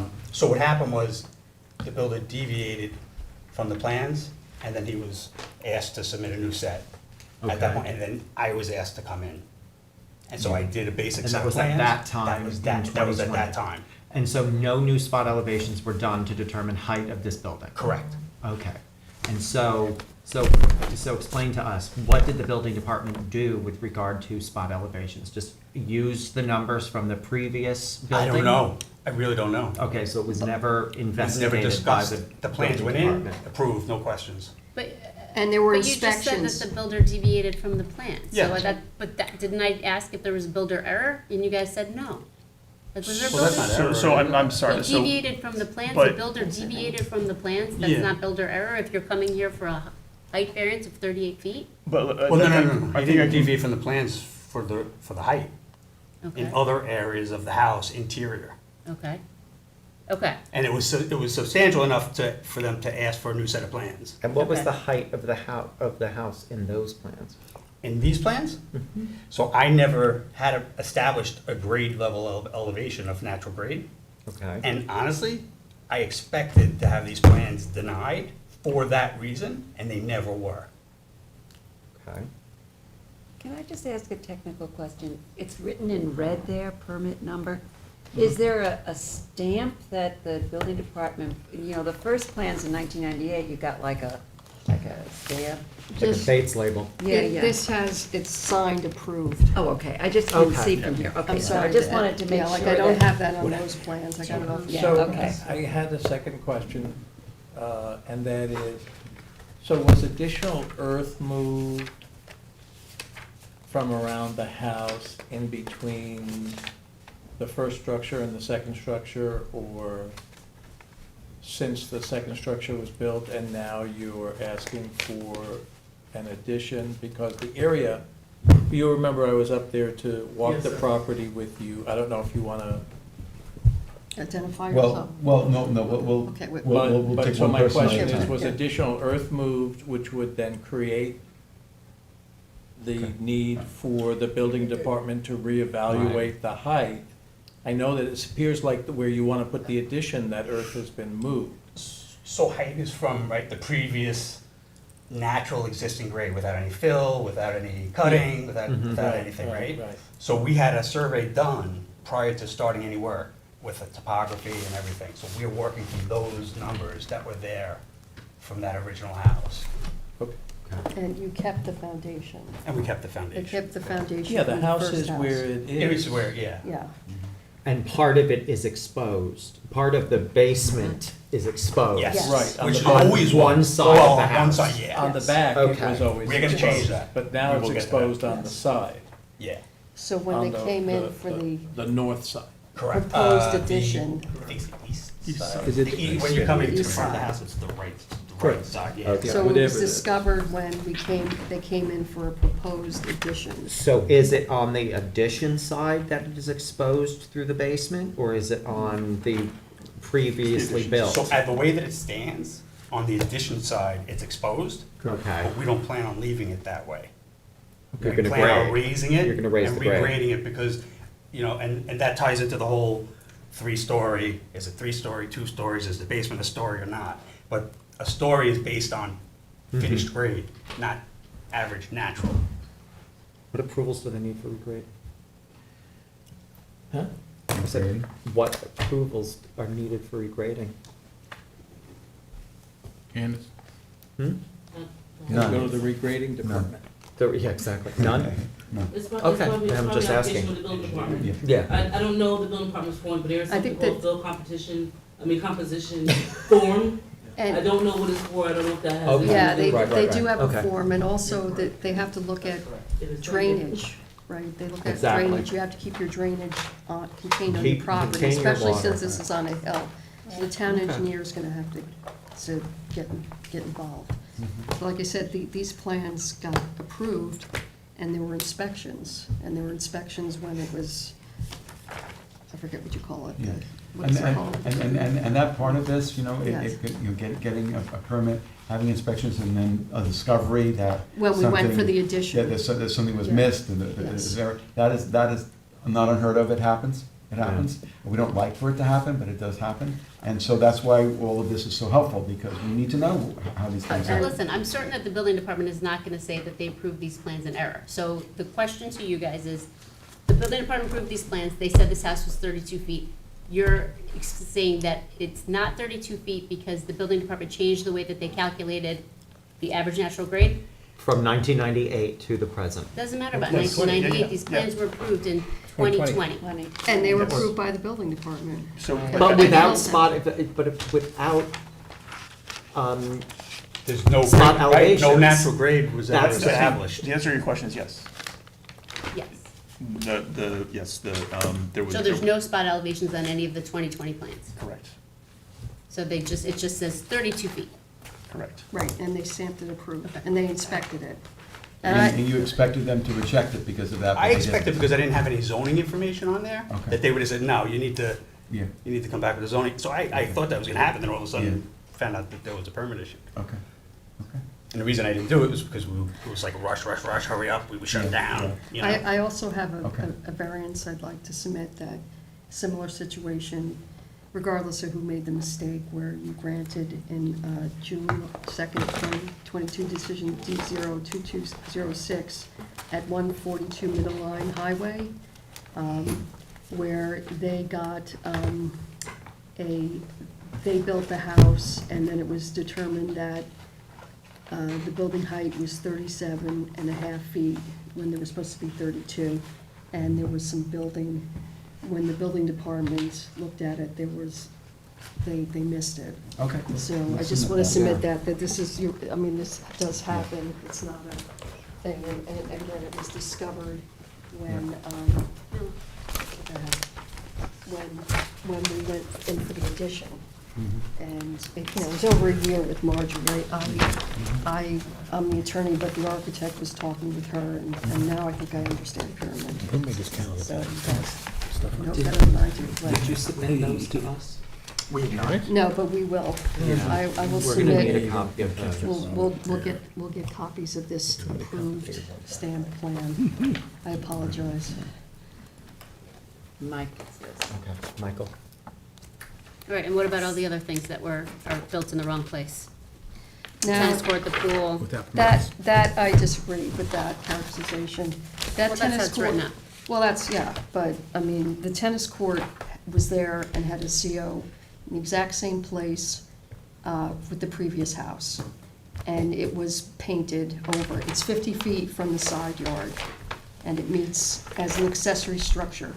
Because again, the front is on the road, which is the cul-de-sac. And it happens to be in front of the neighbor's house that's objecting, the Silvers. But But we also if you have a look CO at, for it, right? oh, we have a CO for it, but it was painted over. So Marjorie Riley, the inspector, when reviewing this, I think she wrote in her denial here that it doesn't have a, to allow the tennis court to remain within the total required side yard for the principal building. I don't understand that, because it's an accessory structure, and CR 200, you're supposed to be 50 feet from the side yard, which it is on the survey. Now, the other structure is the pool, which there was a pool there, and it's now 48.5 feet, where a minimum of 50 is required. But he put on an automatic cover of the pool that made it 1.5 feet. Now, that does require a variance, and that was done, that should have been, I guess, permanent, but I guess that's the new thing, that everybody's doing these automatic covers to save heat, so you don't have to heat the pools. And then there's a patio, which is really, it's a concrete, it's in the ground, so I don't know if that even needs a permit, because it's in the ground. It's less than, what is it, 12 inches or something with the regulations. So she mentions the patio, but, I don't think that needs, it was without the benefit of a building permit, so she's not really saying it needs a variance, but we'll do whatever needs to be done for that. And, Did you speak to her about comments? Have you addressed the comments on? well, what happened is, it immediately came up for, these variances came up, and I had to notify all the neighbors, because you have a limited time, so we didn't have time to change it, so, and I've known Marjorie for 20 years, so I respect her, and, this is what she does all day. So anyhow, there But is. we want you to have that line of Okay, communication. yes, Yeah, yes. because I'm wondering what she means by site plan shall be revised to remove building height, encroachment, and volume and area. Well, where is she, let me look at that. It's number 2 in her comments. On her comments on On the denial. On the denial, okay, so we're talking about the tennis, no, the pool? No, it's number 2 of her comments. Site plan shall be revised to remove building height, encroachment, and volume and area. she's not looking at that one. You should denial It's this document, The back Oh, I of it. didn't, the back of this document. oh, next, did you get that? Yeah. I'm sorry. Want to give her yours? Look I at, just wanna look said at mine? Yeah, look at Sorry, I I need didn't, that I didn't. I've I didn't- memorized it. I didn't get this. Give it back to him? Okay, here, I'll give it back to you. Has the gate, Okay, the sorry. gate been locked on the property this Okay. last week or so? Because one of us tried to go up there to see it and couldn't get into the. It's always locked. Okay, I have to swear you in, we have to go to a microphone. No, yeah, I. Okay? Yeah, let's do that. All right, so I don't know if you're previously sworn in. I am. State your Okay, name and so- address for the record. Paul Hold on a Delgado, second. Southampton, New York. And do you swear to tell the truth, the whole truth, and nothing but the truth? Yes, sir. Okay, so I understand Mike had a question. So yes, the gate is locked after 5? Yes, But it's sir. open during the day? Okay. Correct. It- Just not Saturday and Sundays. I don't know, I went up there and I could, it looked like it was locked. Oh, if it Yeah. rains, we don't work too. All right, well, Sorry. Okay, so number 2 is Okay, thank you. the two No, little in eyes. the comments, in the. Oh, in the comments, In the okay. comments. Site to remove building height encroachment. I was just wondering if you talked to Yeah. her, if you know what she meant by that. Well, she's talking about The peaks. the peaks. The peaks are at the 37.5. Yeah. And then they're facing away from, they're facing towards the back. Because they have to enter this property through the back, because they can't go down the long driveway from the road. So that's what she's talking about. And and the volume would be the pyramid, right? Because that would be, if you're at that height, and Okay. really 32 Well, feet we away. just want you to have a Yes. line of communication with Okay, Marjorie. yes, about I will, these I issues, will, because we yes. need them to be resolved. And then, okay, she's talking about the rear yard setback, and, And also, I that- believe we're gonna be having the builder is gonna be giving us some testimony, is that gonna be happening today? That's Yes, Paul. that's what I thought. Okay. Okay, all right, so, just like to keep things moving along. okay, moving Okay. on. And do we want to address these one by one, the tennis court, the pool, Well, I and the just patio court? mentioned that. Karen tried Yes. to, but I still don't understand the tennis court. 1998, the tennis court was on the CO. That's the same tennis court that's been there the whole time? Yes. Get the photo, the So what do you, aerial so, photo. but We you have said the they aerial. painted over it? Not, where's the? They just painted over it, so it It's looks been- new? They just restored it, Yeah, yeah. they just, painted it. Okay. yeah, here's a, Well, that's, we have one from from 2000, showing from the GIS, showing that it existed back then and where it well, is, we and it's can in the same submit, spot. we can submit from the GIS 2000, but this is a recent one, really, from the neighbor, the Silvers. It's an aerial photograph. Here, I have one sticker. Well done. I like the Okay, I have stickers. the stickers. Alright, here's the original. Okay. Not enough, but no. Nice. So it just was cleaned up, but the structure itself is the same as it was in 98? Yes. Yeah. And then Marge felt that that needed a building permit, and because, but it's the exact same thing. so it just looked new, but it wasn't. Yeah, they paved it over, but they haven't done anything, and the pool did change in shape, and now it's more rectangular, but it was, it was Extended a little bit. And how did that happen? extended. I don't know how to get shit Well, it was reshaped. done without a permit. Without a permit, that's what I Yes. thought. So that's why Marge brought it up, yes. Yep. Okay. And now it's not so I understand. close, so I'm just, Okay. Yep. that's that. And what about all these setback requirements? You contesting all of her observations on the setbacks? No, Oh, all I right. mean, So we you have to, we you need a relief variance. for all of that stuff? Yes, we need relief. Okay, With the 'cause- proposed addition, the closest it is Yeah, 30, so the yes. setback issues are for proposed addition, not the existing structure. Right.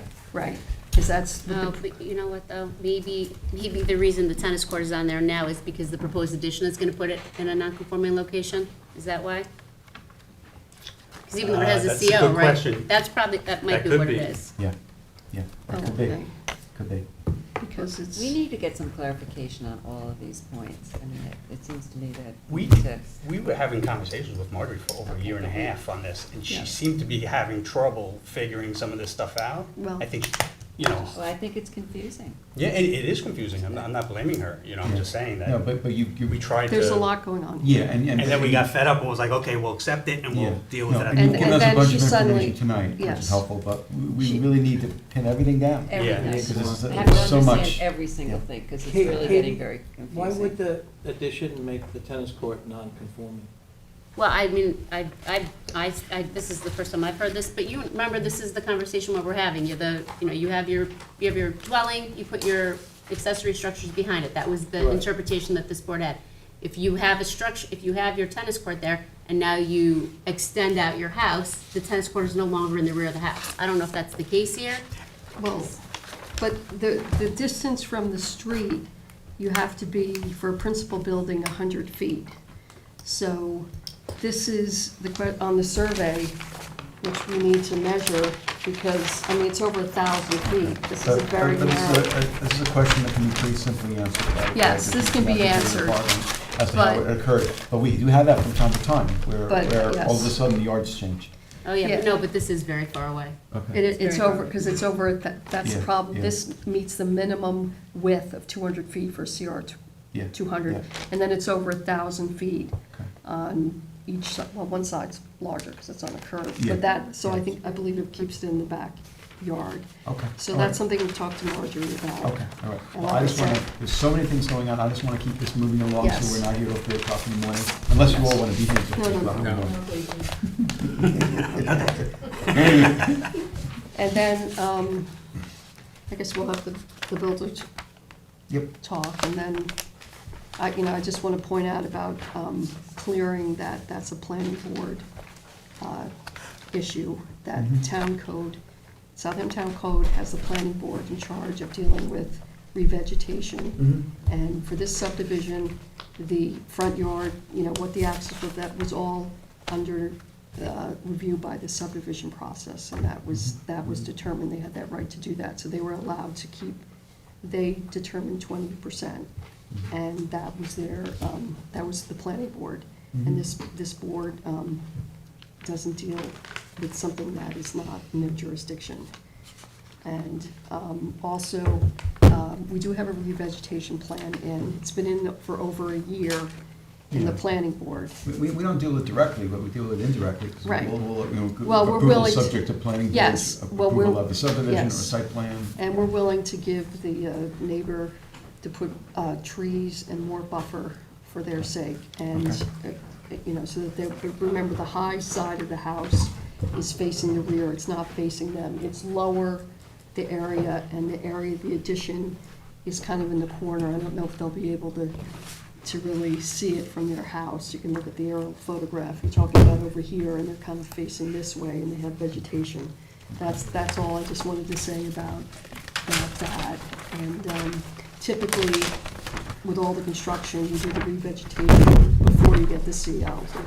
I mean, they can start doing some areas that are way, in the front there, and they shouldn't be using that driveway that goes straight to the road. That's not their legal access. It was even stamped on the original subdivision of Fish Hawks Watch, filed August 4th, 1998, map number 857, which I have a copy of, and I can get you all copies if you want to see it. Okay. I'd like to Okay. get it from the builder. Okay. Okay? Whenever you're ready. Do you want Whatever you prefer. to, let's see. Oh, yeah, so. Okay. So I think the idea was you to come in and maybe tell us from your perspective, what transpired here in terms You of get why. to swear me? Yes, I I already did. was. Sorry. Yeah, Okay. it transpired here in terms of ultimately structures, particularly structures going up without approvals, like the swimming pool, which I think appears to not have been, and may have been built and may have been modified or changed in some It was way. modified, correct. Yeah, yeah.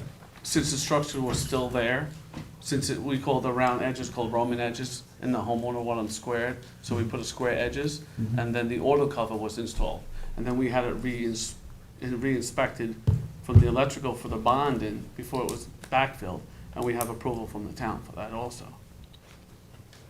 So was the pool changed in terms of its structure with permits or without permits? With permits. Okay. But what about the cover? But then, Well, it's an auto cover, so So I'm you- not sure how the solar auto cover works. Okay, well, maybe that's the only issue. Okay. Yeah. does that add, that Okay. added Yeah, a yeah. It added a Yeah, 1'8", yeah, yes. yeah. And I'm always much happier to hear people doing things with permits than without permits. Correct. But sometimes there'll be a permit and things aren't built exactly the way the permit, it is. So that's why, getting clarification of all this from your perspective. Sure. Having actually, done the work, is helpful to us. So maybe you can tell. Like this building permit doesn't list the pool, is there a separate one? There should be 3 permits. One was a demo permit, one was a Yep, demo, this one's for the dwelling, basement, porches, decks, kitchen. and then the 3rd one is in it too. So let's backtrack a little bit to basically when you first got involved with this property. When was that? 2019. Okay, and maybe you can tell us from that point, kind of what you saw that took place, what you did, and what other people did with you. The owners of the house bought the house in July of 19. I met them in, I guess, early August of 19. And, God bless you. Bless you. Thank you. They wanted to do an interior renovation to modernize it and to clean it up. So we filed for an interior permit to renovate the inside. And then the homeowner, with a little bit of design aspects, it got a little bit prettier, where we noticed that some of the walls weren't straight, the floors were really bowed. At one point, when I was visited by one of the town inspectors of Southampton, we noticed that one of the beams, the header in the middle, was really, really warped from the way it was columned and the way it was built. It was in really bad shape. So he said, you should have an engineer look at it, my recommendation, and then come back to us. So then, at that point, it went to a demo, to a whole house demo, because things were so, constructionally wise, really bad. But at that point, we were doing everything by hand, so the homeowner said they don't want to buy something and tear it down, because it was such a beautiful house. It just had more structural defects than anything that they've seen before. And even with the inspector visiting the property, he said, that looks dangerous, and it should be reviewed by an engineer. And then, plus the homeowner got involved with different ideas. As you can see, the original plan was all peaks, and then it became a little bit more glassy, because people just found better windows, more efficiency, and it decided to come where we are now, just where they wanted a bowling alley, and the structure that has it now, we don't have enough room, because you need 88 feet, and the house overall is 75. So then the homeowner, and we brought in an architect, where we could add the addition on the east side of the property, where we can get 88 feet for the bowling alley, and that's where we call phase 2 to come in. So was there a particular person that was responsible for dealing with permits as opposed to the construction? Permit, everything was done through myself. I filed a building permit with the interior renovation permit, and then the whole house demolition permit, and then permit number 1 and permit number, let's say, call it 3. Here's the C of O, July 98, which covers the pool, deck, tennis court. Right, and then he said he went in and changed the pool and squared off the edges, and he said he had a building permit, so I just was looking for that. Right, so there should have been a Yeah, I subsequent haven't building seen. permit, subsequent. We might have gotten, compliance. there was an electrical permit for that one also, because we had to redo the bond. Was that in 2020? I would assume between this and then, I would say so, yes. It was after the demo. Yes, way after the demo. Okay, We so weren't you've got a gonna- building permit November 26, 2020, which refers to many things, although not the pool, or the tennis court, but it does identify the bowling alley, theater, front porch. So if there was a separate building permit for the pool, we'd like a copy of it. Okay. If there isn't one, there isn't one. Yeah, and Karen, we're gonna need you to like summarize whatever these assertions are, because it's like everybody's saying slightly different things, and the board needs to know what to rely on, because then we're gonna look over the plans, and we're gonna make sure there's no elevations, or make sure there's no elevations on the surveys. Because I know your opposition's gonna do the same thing, so.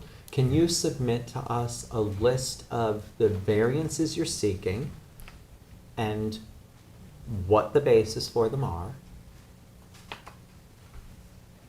And citation to what documentation you have with regard to it. I think that would be the easiest thing for us to look at. And if you dispute any of the items in the variance relief, like the tennis court, to explain the reasons why. Okay. Was there a C of O that was issued after this building permit, November 2020 building permit? It was not. There's no work was finished. We're still not finished. We're still not finished. Correct. Okay. I know it can be frustrating to deal with the timing sometimes of inspections and you know, any building department, but that doesn't mean we excuse things getting built without proper permitting. You know, we can't tolerate that. It's just not, Yeah. we can't. And we consider as-built structures built without permits or where a permit issued and it was built differently, you know, as part of the five-part test. We can't deny a variance because because in and of itself something is as-built, but it's a consideration and something we need to know about. And also when we have. It's not an automatic denial. It's not an automatic denial. But it can be a basis on which we do deny, yes. But we Yes, have to fulfill all five of the, Yeah. or at least the majority of the five-part test. But this is the reason we're asking for all this information, is because we have to do the analysis. And it may differ from structure to structure. Okay. Did you guys talk about the third story last time? I wasn't at that hearing. We did. Like how the third story, how it was constructed? Is that on the plans? I can speak to that. Okay, and I didn't hear the first hearing, so I just. Yeah, so the third story is, so the definition of a story in the town code, a basement shall be deemed to be a story when the finished floor immediately above is 6 feet or more above the average elevation of the finished grade. So the structure's not finished yet, right? But we do propose to Okay. raise the grade So completely you're gonna on, eliminate that variance by putting a bunch of Yes. fill in there? Yes. Okay. and I have drawings of that, I don't know if Board- But the I board would seems- mention that in your And we'll put that in submission. this. And mention it to Marjorie, because, Yes. you know, that's, you know, if it's something we can eliminate, we prefer not to have a third story. And you would too, because. Yeah, you absolutely. feel sprinkler systems and all of that. Yeah. Okay. All right, anything else? No, we have a lot. It's a lot. It's a lot. We're It's a here, lot. to- you know, if these things happen, we're here to work with you and correct what needs to be corrected. Well, we're waiting for Nika. We're gonna have plenty of people here. What's that? Oh, yeah. I think we're holding this up. Oh, we're holding, okay. Yes. Oh, yeah, we're Yes. holding up. On this Oh, one? without a doubt. No, because I don't think the other people are Okay, gonna come back. Unless there are any other questions, I wanted to ask Nika if you could either come up or have a seat, whatever you prefer. Okay. Good evening, members of the board. Nika Strunk, 37 Windmill Lane, Southampton, for Brad and Nikki Silver, who are adjacent neighbors. I have submitted a letter with a few enclosures. I hope it's in your We did receive pile it. somewhere. Yes, Okay. we did. I'm not going to go through all the points. I think the letter speaks for itself. There's just a couple of things that I wanted to bring up. My understanding is, and I found that photo that Kieran circulated to be helpful. There's an existing structure already there, and now there's also a very large addition proposed as well. And I don't think that's really been discussed this evening.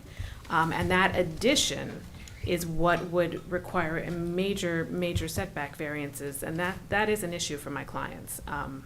It seems to me if you're going to design an addition, you can design it to comply with setbacks. So I don't understand why that hasn't been done here. So that's one thing. The driveway, I believe that I'm, Kieran, you can correct me if I'm wrong, but it's the applicant's position that they are going to eliminate and Yes. revegetate the driveway? Yes. Okay, all And right. there well- is a revegetation plan, which I can get to you, that the driveway's covered up. Yeah, I definitely, my clients have not seen the revegetation Okay. plan, It and hasn't been approved yet.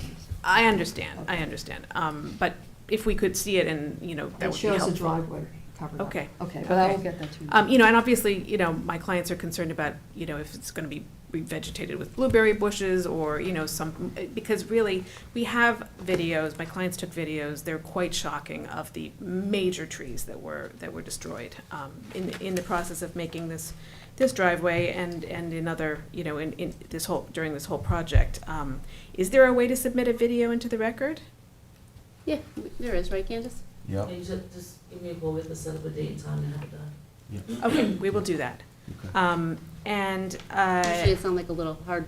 You don't have to bring your device up, talk to the IT department, figure, like we did with the Right, I application. did that before, I remember that, okay.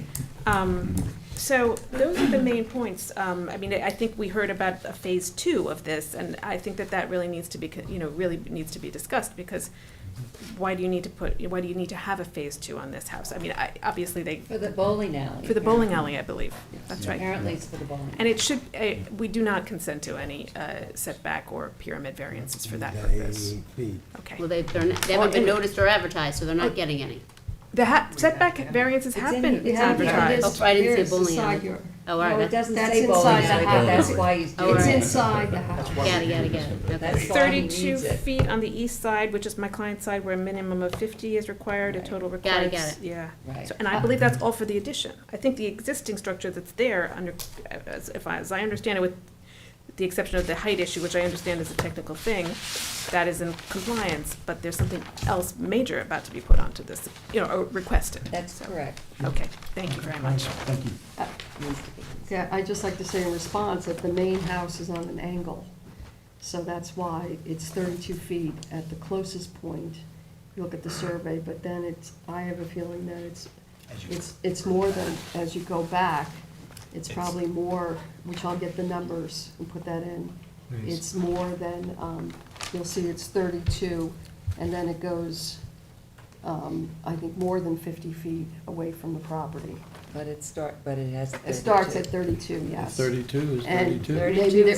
maybe there's a way to eliminate that. All right, well, that's. I haven't consulted with the client, so. They are objecting to something that. And bowling alleys are not Their things we basic typically view see of it Yes, is as and then foot mark also, at the we had mentioned that we will put a lot of trees, additional any revegetation, whatever plants they want, evergreens, right in front of their house that shares the property line with our client. And as you see in the aerial photograph, they do have some vegetation already, so they won't be able to see anything. And they did request in the letter to have arborvitaes along the tennis court, but I think it would be better if we just, filled in the area right, on the property line and blocked them out completely. Okay. That would be great. All right. Okay. So I just want to just make sure there isn't anybody else. Is there anyone else in the audience who would like to be heard in connection with this application? Okay, come on up. I just have to swear you in unless you previously were sworn in. No. Okay, can you just state your name and address for the record, please? George Lamesh, 284 Roses Grove. The other right hand. And do you swear to tell the truth, the whole truth, and nothing but the truth? Yes. And how do you spell his last name for me? Lamesch. E-S-C-H? Yes. Okay. So I just wanted, I'll keep it brief. One of the main, I bought my property 30 years ago. It's unimproved. And I bought it for 2 reasons. One, to build my dream house, and to have my dream view.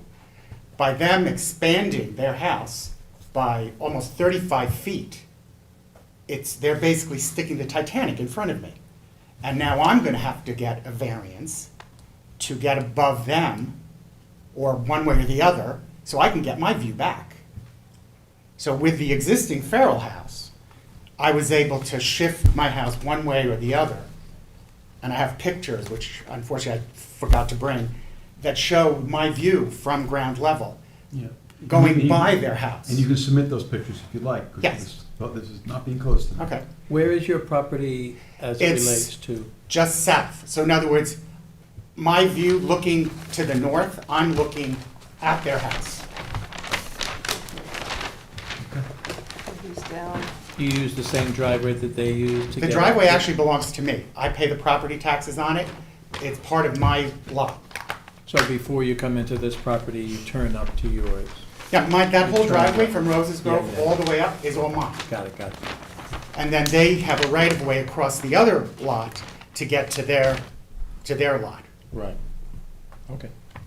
But I mean, and like I said, I want to keep it short, and I'm assuming that since you're not closing it, that I can do more research, come back and Submit, yes. submit stuff. Definitely submit. Okay. You can submit photographs and a Okay. letter to Candace, which will Okay. get to us as well. And I'm not Okay. sure whether we're gonna just leave it open written submissions or whether we want the applicant to come back. I think we may want the applicant to come back considering how many moving parts there are here and an explanation of the follow-up items, which we've talked about at length. Okay. Appreciate listening. Okay, Thank you. no problem, Thank you. thank you. Okay, is there anyone who's, when you heard on Zoom in connection with this application, which is, again, the application of Dream View LLC, no one else in Zoom? All right. All right, This one, Yes. leave it open. What's that? The next meeting, leave it open. Is that your recommendation for when I would say so. Yep. Can you give them an email? Yep, no problem. Okay, so I guess my next question is, how much time do you need to follow up on the items that we talked about? You'd like to, the next meeting, or? The next meeting, if possible. Do we have room on the agenda at this point? 19th? So, but wait, you're gonna have to submit to us A week all before. of that Yeah, information we next want week. to clean and I need all concise. I would need all that information by, like, Next week. next, yeah. Next, And it's a holiday Tuesday, weekend, so I'm Wednesday. just. Yeah, it's, yeah. It's up to you, if you want, if you think you can do it. What date? The next one's 11/2. Yeah. That might be better for you.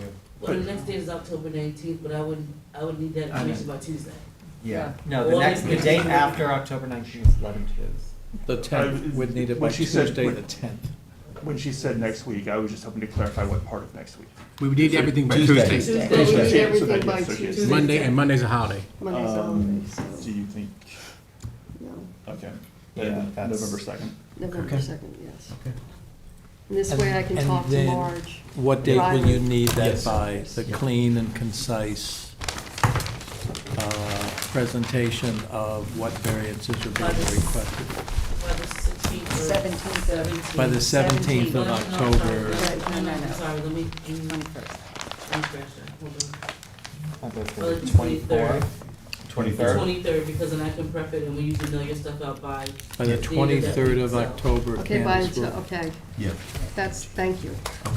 Appreciate it. 20th is preferable, but if you do Yeah. 23rd, the latest. And Nika, is Okay. 11/2 okay for you?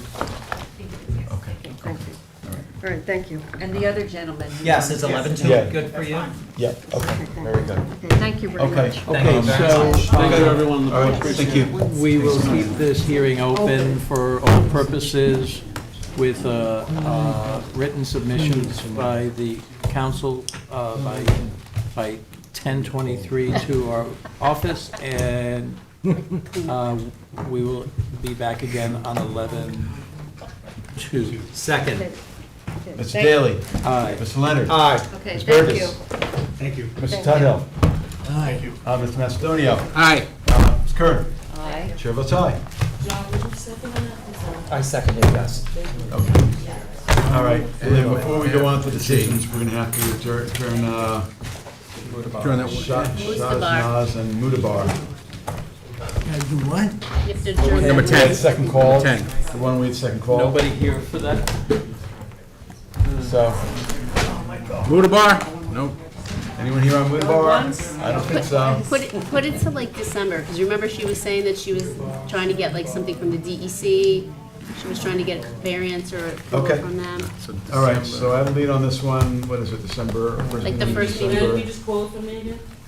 December 7th. You can call out at Sure. Woodbar, Keith, can you call it? number 10. There's glasses on. Number 10. Good. Cool. Just say, Cool, Bob. just say it really surly like. Hamid and Shabazz Mudabar. There we go. All right. 28 Far Pond Road, Shinnecock Hills. Okay. They don't appear to be here. No one is here. I will move that we adjourn the application for all purposes until our December 7th meeting. Second. Mr. Macedonia. Aye. Mr. Tudhill. Aye. Mr. Daly. Aye. Mr. Leonard. Aye. Ms. Burgess. Ms. Kern. Aye. Chair Did you votes- say Chair votes aye. December 7th? December 7th. 12-7. Yep, 12/7. Pearl Pearl Harbor. Harbor Day. Okay, and now I have some decisions. So I will go through them as fast as I can.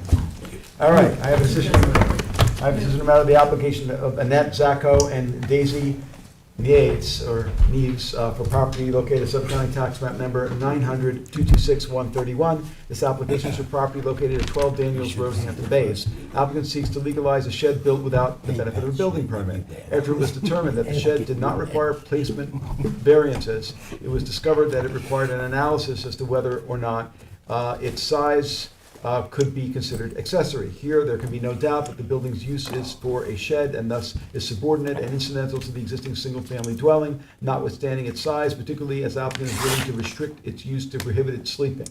Therefore, to prohibit sleeping. Therefore, this board finds that the existing shed is accessory to the main dwelling and further that no variances are required for its legalization as shown on the survey prepared by Andre K. Miller, surveyor, dated May 11, 2021. Granted, the foregoing relief is subject to such other conditions and permits as often as are required and may otherwise have to require for final approval of the subject premises, including that the shed not be used for sleeping purposes. Second.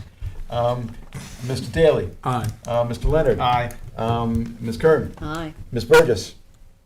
Aye. Mr. Macedonia. Aye. Mr. Tuttle. Aye. Chair votes aye. Next, I have a decision on the matter of the application of Matthew Coley for property located at Suffolk County Tax Map Number 988-117.5. This application is for property located at 50 Bullhead Lane, Bridgehampton. Applicant requests variances to legalize a swimming pool and portion of a patio constructed in the incorrect location on the premises due to reliance on an old survey. While this board does not condone construction done in this manner, the application does pass the standards set forth in New York State Town Law and the Town Code. Therefore, this board grants relief from Town Code Section 33011 Residence Districts Table of Dimensional Regulations for the following. 1, an accessory rear yard setback of 8 feet where 10 feet is required to legalize the location of a swimming pool. And 2, an accessory rear yard setback of 9.8 feet where 10 feet is required to legalize the portion of the patio that was constructed on the northeast side of the swimming pool without the benefit of a building permit, as shown on the survey prepared by Michael J. Rayner of the Rayner Group, prepared April 18, 2023. This decision is subject to such other conditions and permits as applicant has already required or may otherwise have to require for final approval of the subject premises. Second. Mr. Tudhill. Aye. Mr. Macedonia. Aye. Mr. Leonard. Aye. Mr. Daly. Aye. Ms. Burgess. Aye. Ms. Kern. Aye. Chair votes aye. I next have a decision in the matter of the application of John and Catherine Battle for property located at Suffolk County Tax Map Number 919-131.1. This application is for property located at 12 Cove Road East, Noyak. Applicants seek variances for a proposed two-story addition to an existing dwelling and covered porch. This application passes the standards set forth in New York State Town Law and the Town Code. Therefore, this board grants relief from the following provisions of the Town Code. 1, for a proposed two-story addition on an existing dwelling. 1, Town Code 330-84D, pyramid height, for a south side encroachment in the amount of 208 cubic feet. And 2, Town Code 33011, Residence District Table of Dimensional Regulations, for a principal minimum side yard setback of 12.2 feet where 15 feet is required. And 2, for the proposed covered porch on the southwest side of the existing dwelling. Town Code 33011, for a principal minimum side yard setback of 11 feet where 15 feet is required, and a principal total side yard setback of 34.1 feet where 35 feet is required, as shown in the survey prepared by David L. Saskis, surveyor, last revised March 18, 2023, and the floor plans and elevations prepared by Catherine Fee, architect, dated May 8th. This is Mary 8th. It's May 8th, 2020. May 8, 2023. Sorry, Adam. That's okay. Granted, the foregoing is subject to such other conditions and permits as applicant is already required and may otherwise have to acquire for final approval of the subject premises. Second. Mr. Daly. Aye. Mr. Leonard. Aye. Let me see, Ms. Curran. Aye. Ms. Burgess. Aye. Mr. Tuthill. Aye. Mr. Macedonia. Aye. Chair votes aye. Next, I have a determination on the matter of the application of Lee Skolnick for property located at Suffolk County Tax Map Number 900-2.16. This application is for property located at 50 Round Pond Lane, Sag Harbor. Applicant requests a variance for a proposed addition to an existing dwelling on a lot heavily burdened by wetlands. This application passes the standards set forth in New York State Town Law and the Town Code. Therefore, this board grants relief from Town Code 330-115 continuance for a principal rear yard setback of 44.6 feet where 63.1 feet is existing for an attached two-story addition to an existing dwelling, as shown on the proposed site plan prepared by F. Michael Hemmer, surveyor, last revised June 27, 2022, and the floor plans and elevations prepared by Lee Skolnick, last dated September 21st, 2023. The grant of the foregoing relief is conditioned upon such other conditions and permits as applicant is already required or may otherwise have to acquire for final approval of the subject premises, including that there be no cooking in any art studio area of the proposed addition. Second. Ms. Kern. Aye. Mr. Daly. Aye. Mr. Leonard. Abstain. Ms. Burgess. Mr. Tudhill. Aye. Mr. Macedonia. Aye. Chair votes aye. Next, I have a determination of the matter of the application of Miguel Vaquero for property located at Suffolk County Tax Map Number 900-148-329. This application is for property located at 55 June Avenue, Flanders. Applicant requests a minor variance to construct a proposed attached sunroom. This application passes the standards set forth in New York State Town Law and the Town Code. Therefore, this board grants relief from Town Code 33011, Residence Districts Table of Dimensional Regulations, for a rear yard setback of 27.4 feet where 30 feet is required for a proposed attached sunroom to an existing dwelling, as shown on the survey prepared by Nathan Taft Corwin III, last updated May 3rd, 2023, and the floor plans and elevations prepared by Joseph Gratzer, architect, dated June 1st, 2022. Granted the foregoing relief is subject to such other conditions and permits as applicant has already acquired or may otherwise have to acquire for final approval of the subject premises, including the removal and or relocation of the existing shed to a conforming location prior to the issuance of any certificate for the sunroom. Second. Mr. Leonard. Aye. Mr. Daly. Aye. Ms. Burgess. Mr. Tudhill. Aye. Mr. Macedonia. Aye. Ms. Kern. Aye. Chair votes aye. Last one I have is a decision on the matter of the application of Lumber Lane A LLC for property located at Suffolk County Tax Map Number 97241. This application is for property located at Lumber Lane, Bridgehampton, Town of Southampton, County of Suffolk, and State of New York. Applicant requests relief to allow a road frontage of 0 where access will be provided over an easement over an adjacent property. This application passes the standards set forth in New York State Town Law and the Town Code.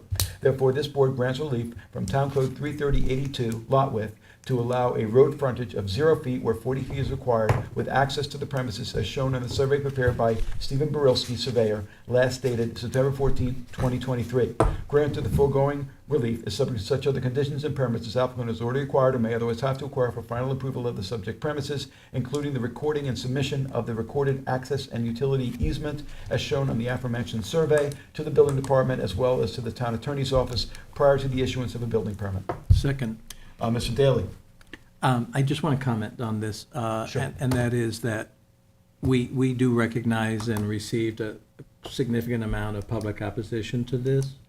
However, I don't recall not approving an application similar to this in the time I've been on the board that has an existing lot, that's going to use an existing driveway, number one. And number two, when the public opposes and uses things that are not relevant to our decision, it doesn't help our situation, especially, publicly attacking the owner for whatever reason. So we understand that there was public opposition there, but we made the decision based on the purview of our decision-making, and I'm a yay. Okay. Mr. Leonard. Aye. Ms. Burgess. Aye. Mr. Tudhill. Aye. Mr. Macedonio. Aye. Ms. Kern. Well said, Michael. Aye. Yes, thank you, Michael. Chair votes aye. Wait, and you, Wait, you missed one.